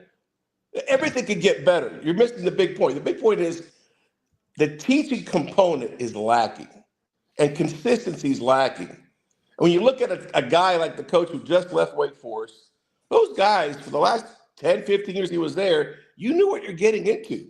Well-coached teams, very few penalties, execute, know their assignments.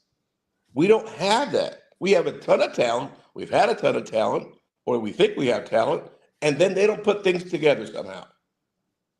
That's the consistency we have as a program. We're not coached well enough. So that means that your coordinators have to do an even better job of teaching their assistants what it is they need to do. Teaching is from the top to the bottom, and I don't think you've got great teachers. I think you've got tons of talent. Really, I think Kevin Beard's a damn good teacher and a hell of a communicator. He is. And people asked before about JoJo Trader. Why didn't he play that much? A, he was hurt somewhat. And B, I asked Kevin that, and he said he's not ready to play all the time. His blocking needs work. His route running needed work. Yeah, he's good. We know who he is, but he said he wasn't ready. So okay, well, Bruce, I'll counter that. How much better did Jacoby George get mentally, physically, and discipline-wise? How much better did he get? Let the whole team down, let the program down, let the fans down. I mean, that penalty he got in that Syracuse game. You want another example? how much better did Isaiah Horton get? He got a lot he better. got A lot better. Route running still wasn't there, but guess what Isaiah had that Brown didn't have? He had a little bit more passion, and he definitely played with a little bit of a chip on the shoulder. Brown just went through the motions and played. Yeah, you're probably right. Because you paid him. Because you paid him, Bruce, so he had to play. Yeah. And a great teacher. Listen, says, I'm not saying that. You're saying that. I would never. I don't give a damn how much the guy makes. If he's not good enough, he's not playing. Well, but that's just me. There's an example. As a teacher, you hold your students accountable, and I didn't see a lot of accountability with some certain guys. And all right, everything. Listen, give us the everything 305 summation here. Yeah, how do you sum the whole thing? You got to get the right. I have to go to sleep by 2-3 o'clock. you got to find the right DC. He's got to be well versed. He's got to have a great track record. That's number one. Number two, you've got to fix your personnel department. You've got to do exactly what you mentioned earlier, Garrett. I thought that's what we were doing. We had all these guys like Pat and Hippolyte, all these guys on the staff, coach over at Central, Roland Smith. We have all these guys, and yet we've missed on a ton of guys. It's not that they're leaving for greener pastures. They're being asked to leave. That means you're failing in your evals. We got to find some of these Jeremiah Smiths in the 8th grade, not when they're juniors and seniors. That's part of the problem. We're on these guys late. Can't be. Well, I mean, but you've got to get better in that department. So those are the two things going forward. You can't fail. And in terms of a quarterback, getting a quarterback, the last day you can enroll at UM is the 22nd of January. So you got 20 days. Any team that lost today, any team that loses next week, those kids still have their 5 days after their bowl game. So they can still hit the portal. Is there any sexy name out there? Guys that have announced for the portal don't have to go. They could change their mind. Yeah, I mean, can somebody come about in the next couple of weeks, in the next week or two? Maybe. I doubt it, but maybe somebody does come. But you've got to have enough confidence in Mario, and this is where I will always applaud him. He did get Cam Ward. A lot of you guys would say, well, we would have been 8-4 without Cam Ward. We would have been 7-5. Guess what, champ? He did his fucking job. He's supposed to apologize for recruiting a great player. Come on. Got him. He got it done. So I hate when we put these labels. Yeah, but without him, that doesn't matter. It's with him because he did come. He did play. He did break all the records. Florida States are stupid anyway because they keep on saying. I don't know if they're still saying it, but we screwed them out of Cam Ward. He was never going to Florida State. And they should know that already. It's been said a million times. It was the draft or Miami. Case closed. It's our own fan base, Bruce. It's our own people that make this comment over and over and over again. Hey, listen, if the kid wanted to play one quarter, hey, buddy, here you go. You've been running the whole program, the offense. You've been the face of this program for basically 10 months. Yeah, here you go. Here's the ball. Do what you want to do. I don't understand when you are successful, then it's you have to be criticized based on how you brought this kid about and you failed with everybody else. Mario will find a way to make this program better. I don't know if it's ever going to win a national championship again. I don't know if we're going to win 10 games again. Maybe not. Might be an 8-4 team again for the next 3 or 4 years. Yep. But as Gary mentioned earlier, no one's going to outwork the staff. And we had somebody talking about D-Train, getting rid of D-Train. Please, man. That's the least of our Most people don't even know who D-Train is. They have no idea. He does a lot for the program. He just needs help. All right, everything. Listen, got to let you go. Thank you so much for being part of the show this year. We'll talk to you again in August. Happy New Year, Canes, buddy. Baby. Go Canes. Happy New Year, boys. All right, man. Thank you. All right, let's go to Adam. Adam, welcome back to CaneSport Live. How are you, my man? Good, Gary. Real quick on a basketball note. Last time you were on the show. That hair, man. I like that hair. Yeah. What are you trying out for Bozo the Clown? On a basketball note, hearts out to Coach L. What a wonderful career. Got us to a Final Four and an Elite Eight. So, Coach L. To Coach L.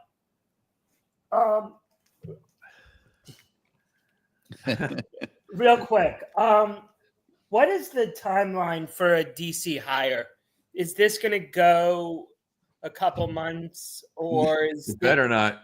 I don't think there's a timeline. What, like, other than the fans' anxiousness, what's the urgency? I mean, right now it's all about what players you bring in, and then it'll be time to have the defensive coordinator start getting ready for spring. But there's no emergency on that right now. I don't think. Is there any possibility that by not bringing somebody in within the next week or two, that some of our defensive recruits may say, I don't know who's going to be there. Maybe I ought to go someplace else. Because these teams are always getting rated. Too much opportunity on that side of the ball for all the now there is, yeah. Do you think there will be one in place before? And I know it's not a big deal, like the February signing day. I like to think so. Yeah, I would think so. Yeah. And you don't know if Mario's more looking NFL. I think he's looking everywhere, but I think Anthony Campanelli or college, like a Tim Banks. He tried to hire that guy twice already. I don't know, but the thing is, everybody in the NFL is still coaching. That's true. So if you're looking at NFL, you can't really make moves yet. And a lot of college guys, the number's dwindling, but on you still got 4 teams that are going to be playing. So I don't know. I think he's looking at the whole landscape, trying to find the right guy, and hopefully he does this time. Mario needs that. Yeah, I think as we said before, the scheme is important. He doesn't want the same thing again. So he wants a teacher. He wants someone with the scheme that he thinks is going to win, and the experience of it, because the defensive line has always been the crux of our championship teams. The offensive line, but more importantly, the defensive line. They've dominated teams for years, and it hasn't been like that in a while now. That's true. A couple other things. Were we ever really in on Mendoza? Or was that just pure speculation before he went to Indiana? They could have if they wanted to be. There was a brief private meeting, but I don't think it ever went anywhere. I think Mendoza was going to make enough money somewhere else from Indiana that Miami probably wasn't willing to go there and commit to that right now, because right. I think they want to see who is available. Okay.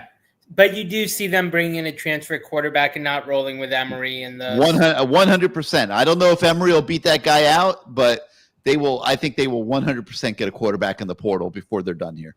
Okay, and who knows? It might. I don't know if maybe Carson Beck pulls a Cam Ward and withdraws from the drafting.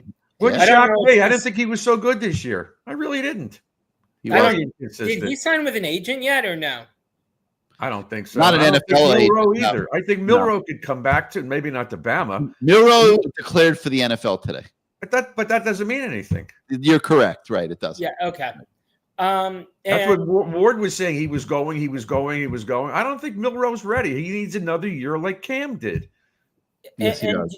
A couple other things. Do we have a real shot with the Branch brothers, or was this just a trip to Miami? Fun? No, I think there's a real shot. I mean, everything we're being told is that there's a real shot. I think they'll take 1 or 2 more visits, and then we'll see what they do. I mean, I think it's a great opportunity for those guys here.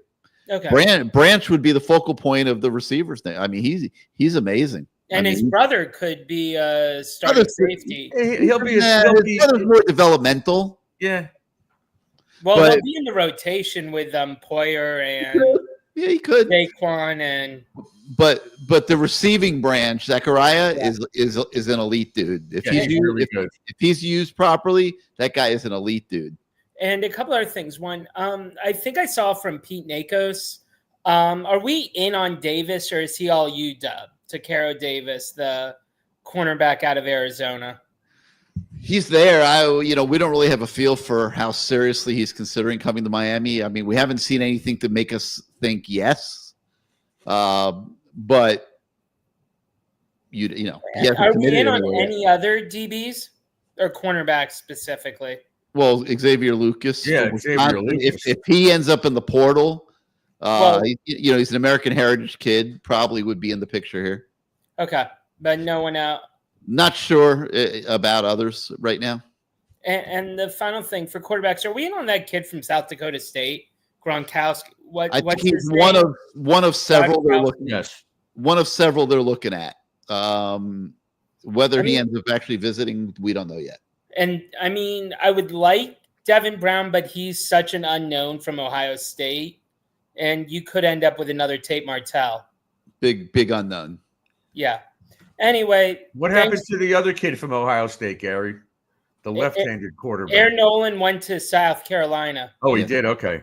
Yeah. I didn't think we were in on him. Were there any other quarterbacks, real quick, that we were in on besides Mater? Not to this point. Not that we know of. I mean, they're doing a lot of work behind the scenes. You got to realize with all these agents now, they're putting out feelers all the time, and there's a lot going on behind the scenes. Yeah. And we were never in on like Malik Murphy or Mensa or Castellano or any of them. No. Castellano. Okay. Isn't he at Florida State? Yeah. No, I'm just saying pre. Oh. Like before they chose their schools. Yeah. Well, thanks for taking my call. Have a great Adam. Hey, thank you so much for being part of the show all year, man. Yeah, thanks, Adam. My pleasure. We appreciate you, and we'll see you in August. See you in August. All right, Adam. All right, Bruce, before we go, any closing thoughts you have? I think that the 9-0 created a lot of false expectations and set the table up for unless they went 12-0, this was going to happen. And I think that all year long, that defense was a house of cards, and it collapsed, and it killed us. And fortunately, we were able to win games where they blew leads, or we were so far behind, but we had the magic man. So 10 wins, I guess, when you look at it with that defense, is pretty damn good, I guess. I don't know what else to say, because who thought they were going to be that bad and the offense so good? So I guess I'm not happy. I'm disappointed. We didn't at least get to the ACC title game. And I do want to see better special teams. I mentioned it before, and I'll say it again. We've got to be better on special teams. We're missing out on so many easy points and field position in the games because of it. I'm hoping we get a DC like Muschamp or somebody who's been a head coach, because that could help Mario out. I mean, I know everybody's talking about the Tennessee defensive guy. I believe he'd probably be a great hire, but I don't know what experience he has. Okay at Tennessee. He did okay. Ohio State lit him up. Yeah, I don't know that that's the end all to be all. I mean, if he ends up being the best guy Mario can get, then he's the best guy Mario can get. But do you believe that the offense is going to take a significant drop because all the guys that are not there now? It's not going to be the same. It's going to be different. They're going to run the ball more next year. There's no doubt about it. But there's a belief inside the program that Jordan Lyle can be one of the great Miami running backs, and he's going to get a chance next season to be that. Right. It'll be him and Fletcher. It'll be him and Fletcher as the dynamic duo. What a combo that is. And they love Pringle too. They rave about this kid. He's good. Yeah, Pringle could be good. Yeah. So listen, it's going to be different. Will the stats be the same? I don't know. Cam Ward put up some serious numbers this year, but Cam Ward's agenda was to put up serious numbers this year. I think next year's offense is going to be more geared towards winning, doing what they need to do to win the games. And probably more along the lines of Erickson and Steve Walsh and the guys like that weren't like these big gunslingers like Testaverde, but we still went undefeated in a couple. But when they need to make a play, they make a play. Yes, and yes. The thing I would say, and I may take some heat for this, is stick behind the program, stick behind Mario. Before he came here, I said he was the right guy to get this done. I don't believe any less that he's not the right guy to get this done. He's made a bunch of mistakes. No argument. It has not been as easy as I'm sure he expected it to be, and a lot of people expected it to be, but nobody was counting on how much college football was going to change the last 3 years. This is a whole different deal than what it was when Mario Cristobal was at Oregon and when he came to the U. And Miami had a head start in NIL with John Ruiz. God bless him. There's no head start anymore. Everybody's got money. Everybody's got budgets. Miami doesn't have the biggest stick anymore. And there's a lot that has to be managed. There's a lot that has to be thought about. There's a lot that's going to have to change. I think Mario Cristobal is going to be out in front of that here as he goes into this next cycle. I think we're already seeing it in guys going to the portal, like the Shamar Kirks of the world, the De'Ani Hills of the world, the Jaden Harrises of the world. One by one, we have been seeing these guys go to the portal because they are not at the level that Miami needs to be at. And Miami also can't have fluff on its roster. And I think you're going to see the roster size shrink. Like I said earlier in the show, people are talking about 105 players. Forget about that. That is totally ridiculous. You're not going to see Miami carry 105 players. Nope. It's a waste of money. You can only have 44 starters and 44 in the 2 deep. I think rosters are going to settle somewhere in the 65 to 70 range so that you could properly utilize your funds in revenue sharing, in NIL. I think this is a whole new ball game that we're getting ready to see here in the next 12 months. I think Mario will be out ahead of it. I think he'll have a plan. He's got to make this defensive coordinator hire count in a big time way. He needs the help. But, to the fans, and I thank all you guys for supporting us at CaneSport, being part of our website, being part of our message boards, watching this show on Tuesday night, our other shows on YouTube. What I would say is stick behind the program. Don't be a divisive force over here on the side that is just a distraction for parents, giving fodder to the haters of the program, the other schools who are taking all the social media comments that you make and sending them in emails to recruits and parents and just trying to stir the pot and make things more difficult here. We won 10 games this year. Bruce, before the season started, when I did my prediction, I said 10 wins.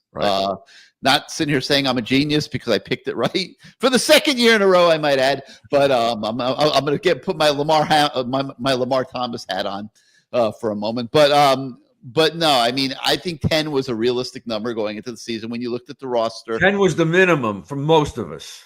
But because of 9 wasn't going to be good enough because of the flashiness of Cam Ward. I think it made a lot of people ignore the deficiencies that still exist. There is not a ton of impact talent on this roster, and there was not a ton of impact talent, certainly maybe none on the defensive side. And we said that during the season. Who will the offensive coordinator look at? We better shut this guy down. We better watch out for. There's nobody, and it's been like that for a while. And I think he's got to hit a committee. Oh yeah. He has to hit. The defensive coordinator has to be a big time hire that we all are rally around. And 2, he needs to get a quarterback. He really does. Because if he doesn't get either one of those 2, these fans are going to be in the offseason the same thing. So I think he has a chance. If he gets a quarterback that we support and we gets a coordinator we support, I'm expecting the defense to be better next year. I don't care who he hires. I'm expecting it to be better. Clint Hurt, he knows this system. He's here. He knows what Mario wants. I don't know if he's going to be the selection, but that's what we need. We need an aggressive attacking front 4. Anyway, all right, guys. Happy New Year to everybody, and everybody be healthy and have a healthy New Year. We'll see you. One guy said, "How do I know that Emory Williams is good?" Because you've seen him, and I've seen him. I've been down to practices. I've seen him. He's got tremendous accuracy, and he did beat Clemson last year, even though that was a dummy down offensive play. But and then he almost beat Florida State up there. So I figured this kid's got guts. He's not afraid of anything. That was just a bad performance for whatever the circumstances were. And maybe he didn't even know he was getting in the game. Who knows? Yeah, he looked very unprepared for that game. I didn't like the way Shannon Dawson never settled him into it. And it was it was a bad deal all the way around. He's better. He is better than what you saw at the Pop-Tarts Bowl. Now, a lot of pressure on him coming off of that performance. He's got to put it behind him. He's got to get back to work. He's got to get his head straight. And hopefully here he comes back in spring practice and is back to being the accurate quarterback that he is. If he ends up being the best quarterback on the roster, everyone will get behind him. I do think that he needs another year of development, and they need to they need to get somebody in the portal who has experience that can help right away.